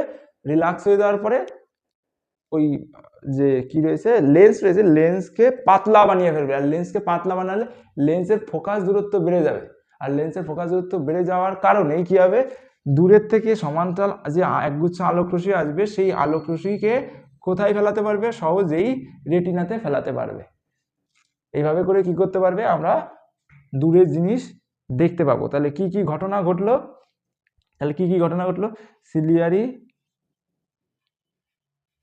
সিলিয়ারি পেশি রিল্যাক্স হয়ে গেল। সিলিয়ারি পেশি রিল্যাক্স হয়ে গেলে কি হবে? লেন্স পাতলা হয়ে যাবে। লেন্স পাতলা হয়ে গেলে কি হবে? লেন্স পাতলা হয়ে গেলে ফোকাস দূরত্ব বেড়ে যাবে। আর ফোকাস দূরত্ব বেড়ে যাওয়ার কারণে কি করতে পারবে? দূরের একগুচ্ছ আলোক রশ্মিকে সহজেই রেটিনাতে ফেলাতে পারবে। এই কথাটাই তোদের লিখতে হবে। এরপরে দেখ, প্রাত্যহিক জীবনে প্রতিবত্তের দুটি গুরুত্ব লেখো। আচ্ছা, প্রাত্যহিক জীবনে প্রতিবত্তের কি? যদি আমাদের নাকের মধ্যে কোনো বিজাতীয় বস্তু প্রবেশ করে যায় বা শ্বাসনালীতে কোনো বিজাতীয় বস্তু প্রবেশ করে যায়, তখন আমরা হাসির মাধ্যমে, হাসির মাধ্যমে সেই বস্তুকে বাইরে বের করে দিতে পারি। যদি না বের করে দিতে পারতাম, তাহলে কি হতো? ওই বস্তুগুলো আমাদের ফুসফুসে গিয়ে ইনফেকশন করতে পারত। তাহলে এটা একটা ভূমিকা রয়েছে। আর কি প্রতিবত্ত ক্রিয়া? আর অর্জিত প্রতিবত্ত ক্রিয়ার একটা উদাহরণ কি? আমরা যেরকমের গান বাজনার সময় ব্যবহৃত বিভিন্ন বাদ্যযন্ত্র ব্যবহার করতে পারি, তারপরে সাইকেল চালাতে পারি, এই দুটো উদাহরণ। আচ্ছা, এরপরে বলেছে যে মিওসিস কোষ বিভাজনের দুটি তাৎপর্য লেখো। মিওসিস কোষ বিভাজনের দুটো তাৎপর্য কি কি? মিওসিস কোষ বিভাজনের ফলে কি ঘটে? মিওসিস কোষ বিভাজনের ফলে তোরা এইখানটাতেই দেখতে পাচ্ছিস দুটো সমসমস্ত ক্রোমোজোমের মধ্যে জিনের অর্থাৎ ডিএনএর খণ্ডাংশের বিনিময় ঘটে। ডিএনএর খণ্ডাংশের বিনিময় ঘটার অর্থ হলো ডিএনএর মধ্যে সব জিন রয়েছে, সেই জিনগুলোর পুনর্বিন্যাস ঘটে। আর জিনের পুনর্বিন্যাস যখনই ঘটে তখনই কি হবে? তখনই যে অপত্য তৈরি হবে, সে অপত্যের মধ্যে নতুন বৈশিষ্ট্যের সঞ্চার ঘটবে। তাহলে কি হবে? নতুন অপত্যের মধ্যে নতুন বৈশিষ্ট্যের সঞ্চার ঘটবে, অর্থাৎ প্রাণীদের মধ্যে ভ্যারিয়েশনের সুবিধা আসবে। ঠিক আছে? আচ্ছা, আরেকটা বৈশিষ্ট্য কি? মিওসিস ক্রোমোজোমের সংখ্যাকে ধ্রুবক রাখে। যদি মিওসিস না হতো তাহলে কি হতো? আমরা জানি নিষেকের সময় বাবার কাছ থেকে এক সেট ক্রোমোজোম আসে আর মার কাছ থেকে এক সেট ক্রোমোজোম আসে। যদি মিওসিস না হতো তাহলে বাবার কাছ থেকে বাবার যে কটা সেট ক্রোমোজোম রয়েছে সেই কটা সেট ক্রোমোজোম আসতো, আর মার কাছে যে কটা সেট ক্রোমোজোম রয়েছে সেই কটা সেট ক্রোমোজোম আসতো, এবং ক্রোমোজোম এসে নিষিক্ত হয়ে অপত্যতে গিয়ে কি হতো? অপত্যতে গিয়ে বাবার বা মার যে ক্রোমোজোমের সেট ছিল তার ডাবল হয়ে যেত। অর্থাৎ বাবার যদি 2n ক্রোমোজোম থাকতো তাহলে অপত্যতে গিয়ে 4n হয়ে যেত। তারপর নেক্সট অপত্যতে গিয়ে কি হয়ে যেত? 8n হয়ে যেত। তার নেক্সটে গিয়ে কি হতো? 16n হয়ে যেত। তাহলে এরকমের করে কিসের পরিমাণ বাড়তে থাকতো? ক্রোমোজোমের পরিমাণ প্রত্যেকটা প্রয়োজনীয়তে বা প্রত্যেকটা অপত্যতে বাড়তে থাকতো, তাই তো? তাহলে এই ক্ষেত্রে কিন্তু মিওসিসের ফলে কি হয়ে যায়? মিওসিসের ফলে জনন গ্রন্থিতে ক্রোমোজোমের সেট আলাদা হয়ে যায়, মানে অর্ধেক হয়ে যায়। অর্ধেক হয়ে গেলে আবার নিষেকের মাধ্যমে দুটো সেটই পূর্ণ হয়ে যায়। আর দুটো কি বলে, মিওসিসের মাধ্যমে কি হয়? নিষেকের ফলে যে দুই জায়গার থেকে যুক্ত হওয়ার ফলে বাবা বা প্যারেন্টাল জনুতে যে ক্রোমোজোমের সেট থাকে সেই সেটটা একই থাকে। ঠিক আছে? অর্থাৎ ধ্রুবক থাকে। তাহলে এই কথাটাই লিখতে হবে, লিখতে হবে যে ক্রোমোজোমের সেট সংখ্যা ধ্রুবক রাখতে মিওসিসের ভূমিকা রয়েছে। আর কি? জিনের পুনর্বিন্যাস ঘটিয়ে উদ্ভিদের মধ্যে নতুন ভ্যারিয়েশন আনতে বা প্রাণীর মধ্যে বা জীবের মধ্যে ভ্যারিয়েশন সৃষ্টি করতেও ভূমিকা রয়েছে। এই দুটো কথা লিখতে হবে। আচ্ছা, এরপরে কি রয়েছে দেখ, প্রদত্ত বৈশিষ্ট্যের ভিত্তিতে ইউক্রোমাটিন ও হেটেরোক্রোমাটিনের পার্থক্য লেখো। আচ্ছা, ইউক্রোমাটিন আর হেটেরোক্রোমাটিনের পার্থক্য লেখার আগে আমি একটুখানি এটা বুঝিয়ে দিতে চাই, কারণ শুধু পার্থক্য মুখস্থ রাখলে মনে রাখতে পারবি না। ঠিক আছে? ইম্পর্টেন্ট কনসেপ্ট আছে এখানটাতে, কনসেপ্টটা আগে একটুখানি বুঝে নে, তারপরে গিয়ে আমি কি বোঝাতে যাচ্ছি সেটা বুঝে যাবি এমনি। আচ্ছা দেখ, আমাদের শরীরের মধ্যে যে ডিএনএটা রয়েছে, আমাদের কোষের মধ্যে যে ডিএনএটা রয়েছে সেই ডিএনএ অনেক বড় আকারে। ঠিক আছে? মনে কর কি বলে, আমাদের ডিএনএ কে যদি মানুষের একজনের ডিএনএ কে যদি সারা শরীরের থেকে যদি ডিএনএ কে বের করে সুতোর মতো এক জায়গা থেকে আরেক জায়গায় নিয়ে যাস, তাহলে পৃথিবীর থেকে চাঁদ অব্দি নিয়ে যেতে পারবি। ঠিক আছে? তার মানে এত বড় একটা জিনিস কি করে মানুষের মতো এতটুকু শরীরের মধ্যে এত বড় জিনিস লুকিয়ে রয়েছে কি করে? তাহলে এই ডিএনএ গুলো প্রচন্ড কি রয়েছে? কয়েলের মতো, মানে হাইলি কয়েল। ঠিক আছে? কয়েলের মতো পেঁচিয়ে অবস্থান করছে। ঠিক আছে? কয়েলের মতো পেঁচিয়ে অবস্থান করছে, যাতে করে কি হয়? যাতে করে এই এত বড় একটা জিনিস মানুষের এই ছোট শরীরের মধ্যে কি করতে পারে? রাখতে পারে। এইবার একটা সমস্যা আছে। ডিএনএ কি করে? ডিএনএ থেকে আমরা কি জানি? প্রোটিন উৎপন্ন হয়। ডিএনএ তো প্রোটিন উৎপন্ন করতে সাহায্য করে, তাই না? ডিএনএ থেকে আরএনএ, তারপরে আরএনএ থেকে প্রোটিন।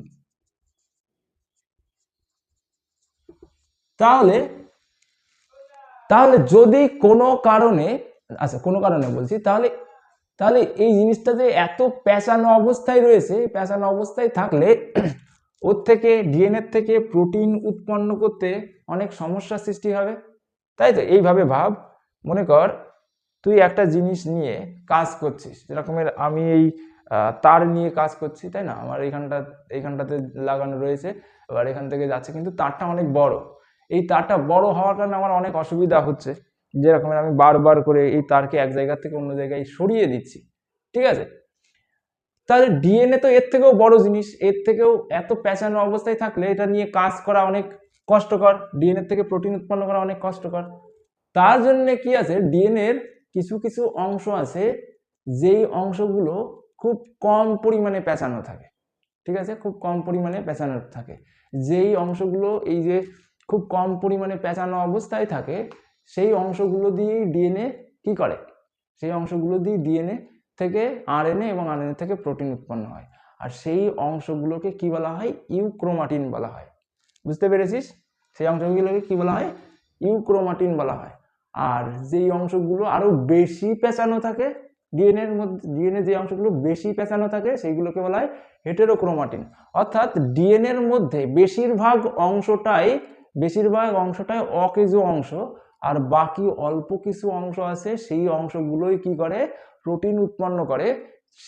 তাহলে যেই অংশগুলো মানে কাজের না, সেই অংশগুলোকে হেটেরোক্রোমাটিন, আর যে অংশগুলো কাজের সেগুলোকে ইউক্রোমাটিনের। আচ্ছা, ভিজুয়াল রিপ্রেজেন্টেশন যদি দিই তাহলে এরকমের হবে, ঠিক আছে? এই মনে কর একটা ডিএনএ।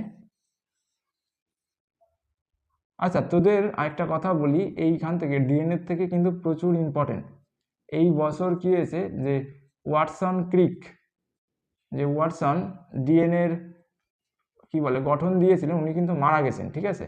পরীক্ষার জন্য খুব ইম্পর্টেন্ট, প্রশ্ন তো আসবেই একটা এই ডিএনএ থেকে, যেহেতু উনি মারা গেছেন রিসেন্টলি। আচ্ছা, এই মনে কর ডিএনএ, আমি আগাচ্ছি, এই মনে কর ডিএনএ। এইবার এই ডিএনএর এই অংশটুকুর থেকে কি তৈরি হয়, প্রোটিন তৈরি হয়, ঠিক আছে? তারপরে এই অংশটুকুর থেকে কি তৈরি হয়, প্রোটিন তৈরি হয়। আর বাকি যে অংশগুলো রয়েছে, এই অংশটুকু এর থেকে কিছুই তৈরি হয় না।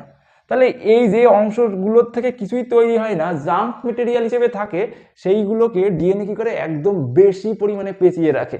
আর যেই অংশের থেকে প্রোটিন উৎপন্ন হবে, তাকে যদি এরকম করে বেশি পেঁচিয়ে রাখে, তাহলে কাজ করতে অসুবিধা হবে। তার জন্যে যেই অংশটার থেকে প্রোটিন তৈরি হয় সেটাকে অতটাও বেশি পেঁচানো অবস্থায় থাকে না, অর্থাৎ আলগা অবস্থায় থাকে। সেই অংশকে কি বলা হয়, ইউক্রোমাটিন অংশ বলা হয়। কি বলা হয়, ইউক্রোমাটিন। আর যেই অংশ থেকে তৈরি হয় না কিছু, সেটাকে বলা হয় হেটেরোক্রোমাটিন। আশা করি সবাই এটুকু বুঝতে পেরেছিস। আচ্ছা, তাহলে এখান থেকে আমরা একটা পার্থক্য বলতে পারি। তাহলে ডিএনএতে হেটেরোক্রোমাটিন অংশ প্রচন্ডভাবে কম্প্যাক্টলি, অর্থাৎ আঁটো ভাবে থাকে, ঠিক আছে? কম্প্যাক্টলির মানে প্রচন্ডভাবে পেঁচানো অবস্থায় থাকে, ঠিক আছে? আর ইউক্রোমাটিন অংশ কি থাকে, আলগা অবস্থায় থাকে। কেন আলগা অবস্থায় থাকে? কারণ ইউক্রোমাটিন অংশের থেকে প্রথমে আরএনএ এবং আরএনএ থেকে প্রোটিন তৈরি করতে সাহায্য করে, তার জন্য এটা কি তৈরি হয়, তার জন্য এটা এরকমের কম্প্যাক্টলি মানে আলগা অবস্থায় থাকে। তাহলে ডিএনএর ধরন কেমন, ডিএনএর উপস্থিতি কেমন, এটা একটা পার্থক্য বুঝে গেলি। আচ্ছা, এরপরে ক্রসিং ওভারের একটা পার্থক্য। এবার দেখ, আমরা কি জানি, এই ইউক্রোমাটিন অংশ দিয়েই তো কাজ তৈরি হয়, এই ইউক্রোমাটিন অংশ দিয়েই তো ডিএনএর দরকার, প্রোটিন উৎপন্ন হবে। তাহলে এই ইউক্রোমাটিন অংশকেই কি করতে হবে, এই ক্রসিং ওভার ঘটাতে হবে মিওসিসের সময়। কারণ এই ইউক্রোমাটিন অংশের ক্রসিং ওভার ঘটলে তবেই কি হবে, জিনের পুনর্বিন্যাস ঘটবে, তাই না? কারণ এই ইউক্রোমাটিন অংশই তো প্রোটিন উৎপন্ন করছে, যেহেতু কাজের অংশ, তাহলে এই অংশটাই কি করতে হবে, ক্রসিং ওভার ঘটাতে হবে, তবেই জিনের পুনর্বিন্যাস ঘটবে। আর বাকি জাঙ্ক মেটেরিয়াল এর ক্রসিং ওভার ঘটালেও যে না ঘটালেও তাই, কোনো ফলে আসছে না। তার জন্য এই হেটেরোক্রোমাটিন অংশে কি হয় না, হেটেরোক্রোমাটিন অংশে ক্রসিং ওভার হয় না। তাহলে দুটো পার্থক্য তোরা জানলি।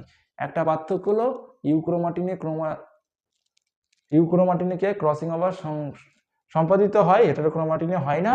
আর ডিএনএর ইউক্রোমাটিন অংশ আলগা অবস্থায় থাকে, আর হেটেরোক্রোমাটিন অংশ আঁটো বা কম্প্যাক্টলি হাইলি মানে প্রচন্ডভাবে পেঁচানো অবস্থায় থাকে, ঠিক আছে? আশা করি সবাই এটুকু বুঝতে পেরেছি, খুব ইম্পর্টেন্ট জিনিস। এবারে 3.7 বলছে ফুলের জন ও নিস্তবক দুটির নাম ও একটি করে কাজ লেখো। ফুলের জন ও নিস্তবক কি? একটা হলো পুংস্তবক, একটা হলো স্ত্রী স্তবক, তাই তো?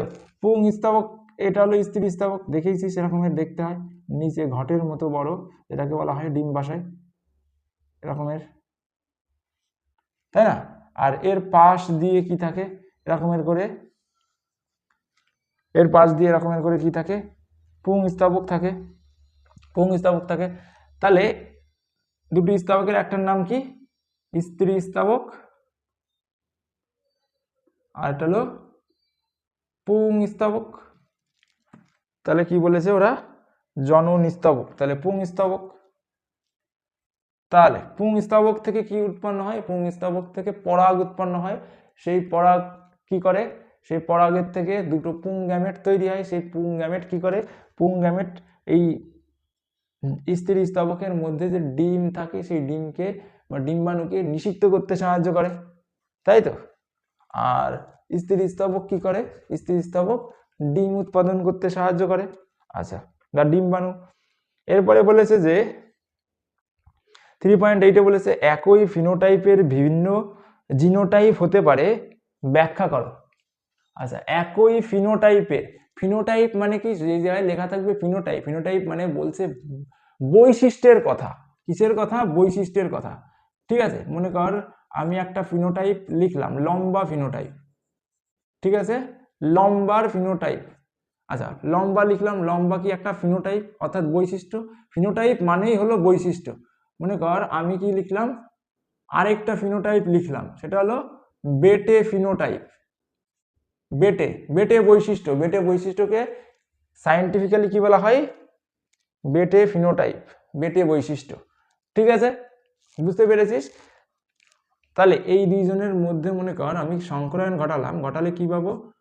একটা বড়টি একটা ছোটটি, এটাও হবে লম্বা। আচ্ছা, এইটুকুতে তোরা ধ্যান দে, এইটুকুতে তোরা ধ্যান দে, এইটুকুতে তোরা ধ্যান দে। আচ্ছা, এইবার দেখ ওদের প্রশ্নটা বলেছে যে একই ফিনোটাইপের ভিন্ন জিনোটাইপ হতে পারে। এক তার মানে কি? এটাকে যদি সরল করি এটা দাঁড়ায় একই বৈশিষ্ট্যের ভিন্ন জিনোটাইপ হতে পারে। তাহলে এই লম্বা বৈশিষ্ট্যের জিনোটাইপ কি কি আছে? দুটো আলাদা আলাদা অ্যালিল রয়েছে, দুটো অ্যালিল রয়েছে, একটা বড়টি, দুটোই বড়টি। আবার দেখ এই ফিনোটাইপ অর্থাৎ এই বৈশিষ্ট্য, এটাও তো লম্বা বৈশিষ্ট্য, কিন্তু এই লম্বা বৈশিষ্ট্য বা লম্বা ফিনোটাইপের আলাদা আলাদা অ্যালিল রয়েছে। আলাদা আলাদা কি? একটা বড় টি অ্যালিল, একটা ছোট টি অ্যালিল রয়েছে। তার মানে আমরা এর থেকে কি বলতে পারি? এর থেকে বলতে পারি একই বৈশিষ্ট্যের বা একই ফিনোটাইপের আলাদা আলাদা জিনোটাইপ। এর ক্ষেত্রে জিনোটাইপ কি কি? এর ক্ষেত্রে জিনোটাইপ হলো বড়টি ছোটটি, আর এর ক্ষেত্রে বড়টি বড়টি। তাহলে একই জিনোটাইপের আলাদা আলাদা, একই ফিনোটাইপের আলাদা আলাদা জিনোটাইপ দেখতে পাই। তাহলে লিখতে হবে কি করে? লিখতে হবে কি? ফিনোটাইপ হলো বৈশিষ্ট্য, তাই তো? তাহলে প্রথমে কি করবি? প্রথমে এই জিনিসটা লিখবি, এই জিনিসটা লিখবি, ঠিক আছে? খাতায় এই জিনিসটা লিখবি, লেখার পরে বলবি উপরের থেকে আমরা দেখতে পাচ্ছি যে দুটো লম্বা বৈশিষ্ট্যের জিনোটাইপ একটাতে দেখতে পাচ্ছি দুটো অ্যালিলি বড়টি দিয়ে সূচিত করা হয়েছে, আর আরেকটাতে দেখতে পাচ্ছি সংকরের ক্ষেত্রে দেখতে পাচ্ছি যে একটা অ্যালিল বড়টি এবং একটা অ্যালিল ছোটটি, কিন্তু তাদের দুইজনের বৈশিষ্ট্যই লম্বা বৈশিষ্ট্য বা ফিনোটাইপ লম্বা ফিনোটাইপ, তা সত্ত্বেও তাদের জিনোটাইপ আলাদা আলাদা।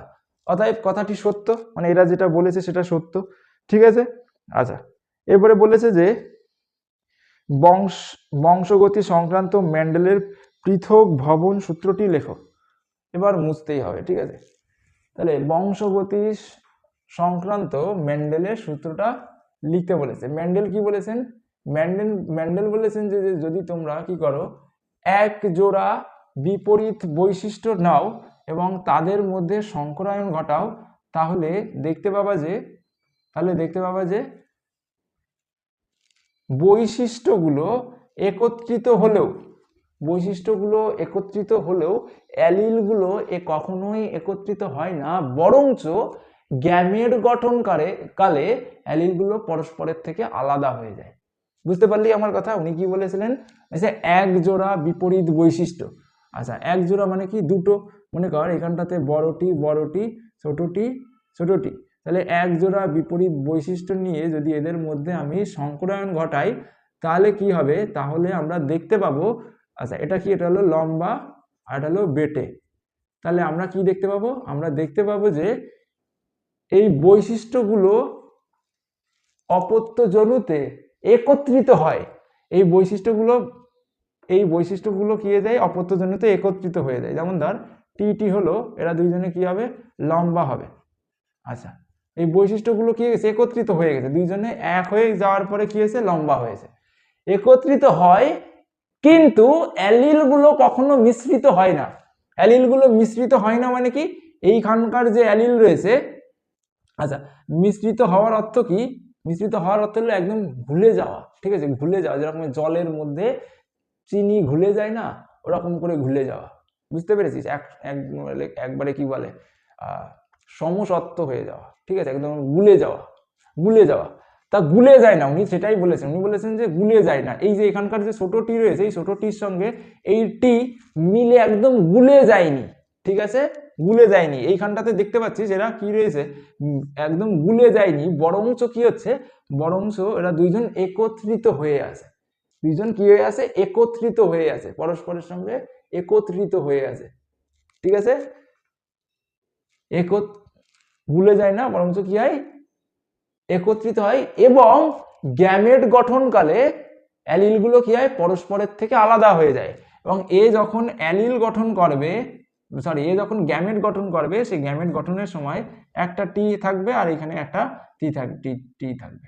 ঠিক আছে, গ্যামেট গঠনের সময় কি হয়ে গেছে, আলাদা হয়ে গেছে। তাহলে যদি গুলে যেত তাহলে কি আলাদা হতে পারতো না, যেহেতু গুলে যায়নি তার জন্য এরা দুইজন কি হয়ে গেছে, আলাদা হতে পেরেছে। এই কথাই উনি বলেছেন। এটা খুব সুন্দর একটা সূত্র। আচ্ছা, এরপরে কি আছে, পিতা থ্যালাসেমিয়া বাহক ও মাতা স্বাভাবিক হলে, যদিও পিতা কখনোই থ্যালাসেমিয়া বাহক হওয়া সম্ভব নয়। কারণ কি, কারণ থ্যালাসেমিয়া এক্স ক্রোমোজোম দ্বারা প্রচ্ছন্ন জিন বাহিত রোগ। তাহলে পিতার তো কি রয়েছে, একটাই এক্স রয়েছে, আর পিতার একটাই যদি ডিফেক্ট হয় তাহলে সেই পিতা কি হবে, থ্যালাসেমিয়া আক্রান্ত হবে। যাই হোক, ওরা যা বলেছে তাই লিখবো। তাহলে পিতার এই এক্স ওপরে এইচ দিয়ে কি রয়েছে, থ্যালাসেমিয়া আক্রান্ত বোঝালাম। আর মাতার কি, মাতা হলো স্বাভাবিক, তার জন্য দুটোই এক্স। তাহলে পিতার থেকে আমি গ্যামেট লিখলাম এক্স, এইচ আর ওয়াই, এবং মাতার থেকে আমি কি গ্যামেট লিখলাম, মাতার থেকে আমি মনে কর এক্স আর এক্স, এই দুটো গ্যামেট লিখলাম। তাহলে পিতার এক্স, এইচ আর এক্স আসবে, আর কি আছে, মাতার এক্স আর ওয়াই আসবে, পিতার এক্স, এইচ আর এক্স আসবে, আর মাতার এক্স ওয়াই আসবে। তাহলে এখান থেকে দেখতে পাচ্ছি কোনো সন্তানই কি নয়, আক্রান্ত নয়, কিন্তু প্রত্যেকটা মেয়ে সন্তানের কি হবে, প্রত্যেকটা মেয়ে সন্তানই বাহক হবে। এখান থেকে দেখতে পাচ্ছি যদি পিতা থ্যালাসেমিক হয় এবং মাতা স্বাভাবিক হয় তাহলে কোনো সন্তানই কি হবে না, কোনো সন্তানই এফেক্টেড হবে না, কিন্তু প্রত্যেকটা কন্যা সন্তান কি হতে হবে, বাহক হবে। এই কথাটা তোদের লিখতে হবে। আচ্ছা, এরপরে কি আছে, অর্জিত বৈশিষ্ট্যের বংশানুসরণ ব্যাখ্যা করো। অর্জিত বৈশিষ্ট্যের বংশানুসরণ কে দিয়েছিলেন, ল্যামার্ক দিয়েছিলেন।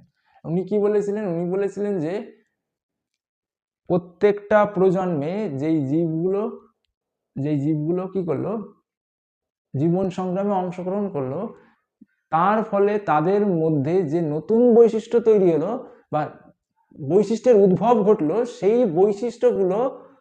বৈশিষ্ট্যগুলো পরবর্তী প্রজন্মে সঞ্চারিত হয়। উনি তাতে করে কি এক্সাম্পল দিয়েছিলেন, উনি তাতে করে দিয়েছিলেন যে মনে করো একটা বনের মধ্যে অনেক জিরাফ রয়েছে, সেই জিরাফের বনের নিচের যেসব খাবার রয়েছে খাবার শেষ হয়ে গেছে, শুধুমাত্র ওপরের খাবার বাকি রয়েছে, মানে ওপরে গাছের পাতা বাকি রয়েছে। এবার ওই বনের মধ্যে যে জিরাফগুলো ছিল সেই জিরাফগুলোর কারোর মধ্যে কি এসছে, এমন কিছু বৈশিষ্ট্য এসছে যাতে করে সে লম্বা হয়ে গেছে এবং ওপরের খাবারটা, অর্থাৎ ওপরে যে পাতা ছিল সেই পাতাকে খেতে পাচ্ছে।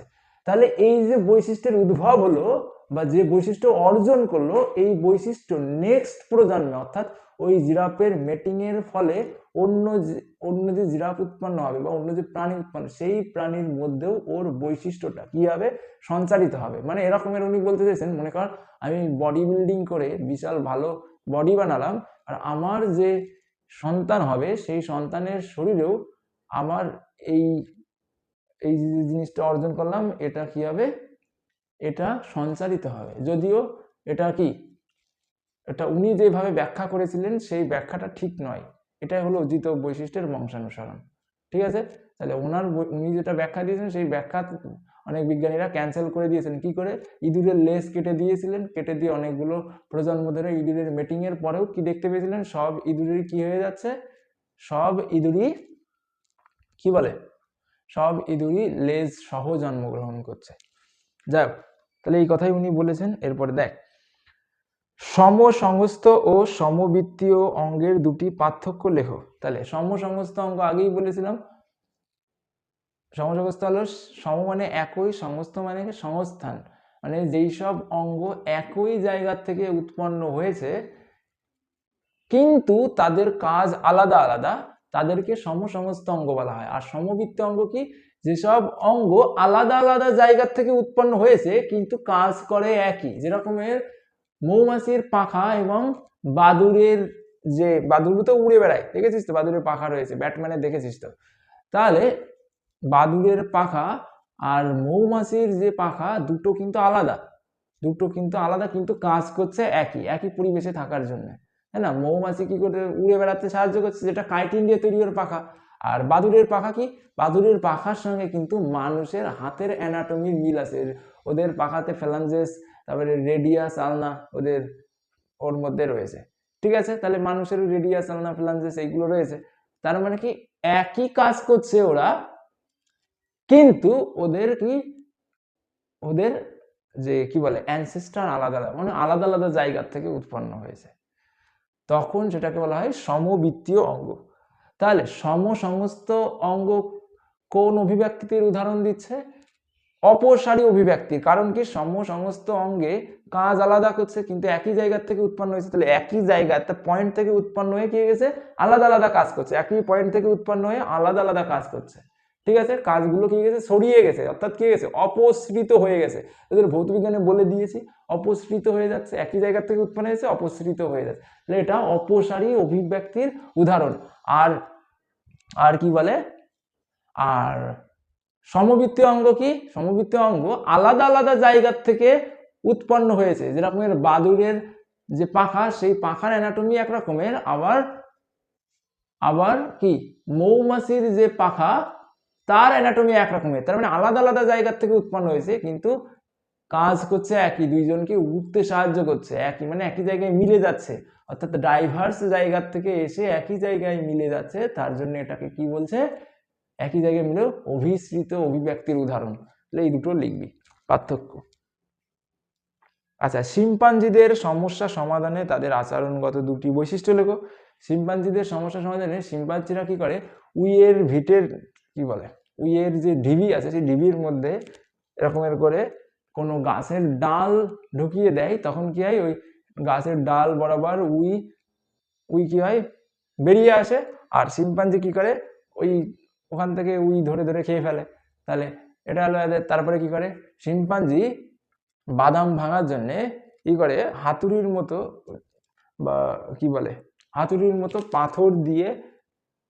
পাথরকে নোয়া হিসেবে ব্যবহার করে, যাতে করে বাদামকে ভাঙতে পারে। তাহলে এটা ওর দুটো আচরণগত বৈশিষ্ট্য।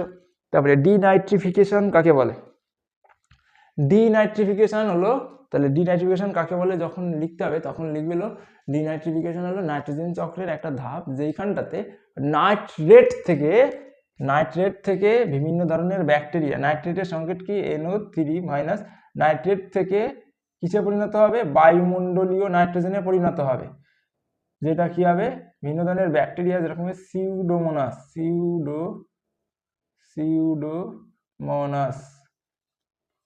বিভিন্ন ধরনের ব্যাকটেরিয়া দ্বারা ভেঙে গিয়ে কিসে পরিণত হবে, নাইট্রোজেনে ভেঙে যাবে। এটাকে কি বলা হয়, এই প্রক্রিয়াকে বলা হয় কি, কোথায় গেল, ডিনাইট্রিফিকেশন।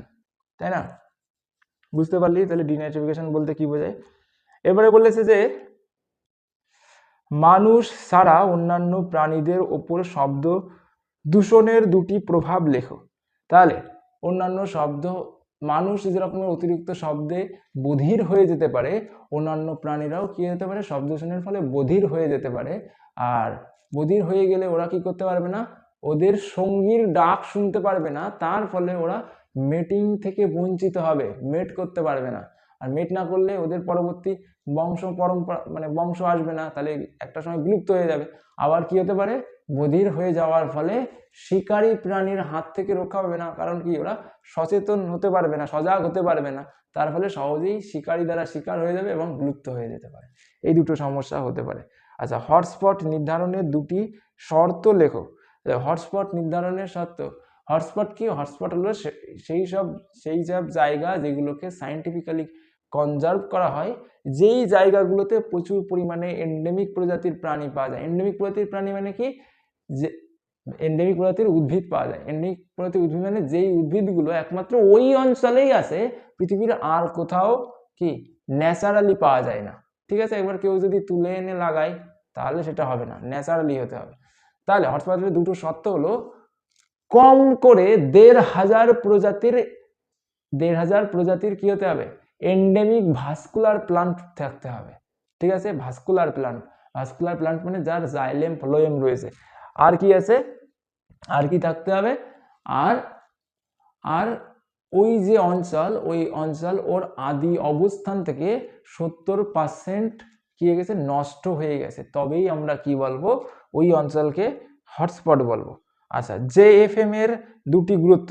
JFMটা এবার পরীক্ষায় আসবেই, যতবার পড়াচ্ছি ততবারই JFM দিচ্ছে, এটা খুব ইম্পর্টেন্ট। JFM হলো জয়েন্ট ফরেস্ট ম্যানেজমেন্ট। জয়েন্ট মানে একই সঙ্গে, ফরেস্ট মানে বন, আর ম্যানেজমেন্ট মানে ব্যবস্থাপনা। একই সঙ্গে বনের ব্যবস্থাপনা, কার সঙ্গে, বনে যে মানুষগুলো রয়েছে সেই মানুষগুলোর সহায়তায়, বন বিভাগের কর্মচারীদের সহায়তায়, ওদের সঙ্গে মিলেমিশে বনকে ব্যবস্থা করা বা বন সংরক্ষণ করার যে পদ্ধতি, সেটাকে বলা হয় জয়েন্ট ফরেস্ট ম্যানেজমেন্ট। এই জয়েন্ট ফরেস্ট ম্যানেজমেন্টের আন্ডারে যারা থাকে তারা কি করে, ওই অঞ্চলকে, ওই বন অঞ্চলকে দেখে রাখে, ওই বন অঞ্চলের জীব বৈচিত্র্যকে রক্ষায় ভূমিকা নেয়। কোথাও চোরা শিকারী হয়ে যাচ্ছে কিনা, কোথাও কেউ বনের কাঠ কেটে নিয়ে যাচ্ছে কিনা, এইগুলো রক্ষা করে, তার ফলে জীব বৈচিত্র্য রক্ষা পায়। আর এই কাজগুলো করার জন্য বন বিভাগের কর্তারা ওখানকার মানুষদের কিছু পরিমাণে সুযোগ সুবিধা দেয়, যেরকমের বনের যেসব নন টিম্বার ফরেস্ট প্রোডাক্ট রয়েছে, NTFPS, সেইগুলোকে আহরণ করার সুবিধা দেয়, যেরকমের মধু, মোম, তারপরে জ্বালানি কাঠ, এইগুলো নেওয়ার সুবিধা দেয়। এবং যখন কাঠ কাটা হয়, মানে বনের যেসব গাছপালা মারা যায়, সেই মারা যাওয়া গাছকে কেটে বিক্রি করে বন বিভাগের কর্তারা, তার 25% ওই অঞ্চলের মানুষজনদেরকে দেয়। তাহলে তার ফলে কি হয়, ওই অঞ্চলের মানুষদের আর্থসামাজিক উন্নয়ন ঘটে, অর্থাৎ ওই অঞ্চলের মানুষের আর্থসামাজিক উন্নয়নেও JFM এর ভূমিকা রয়েছে। আশা করি তোরা সবাই এটুকু বুঝতে পেরেছিস। তোদের সবাইকে এই পর্যন্ত দেখার জন্য ধন্যবাদ। All the best.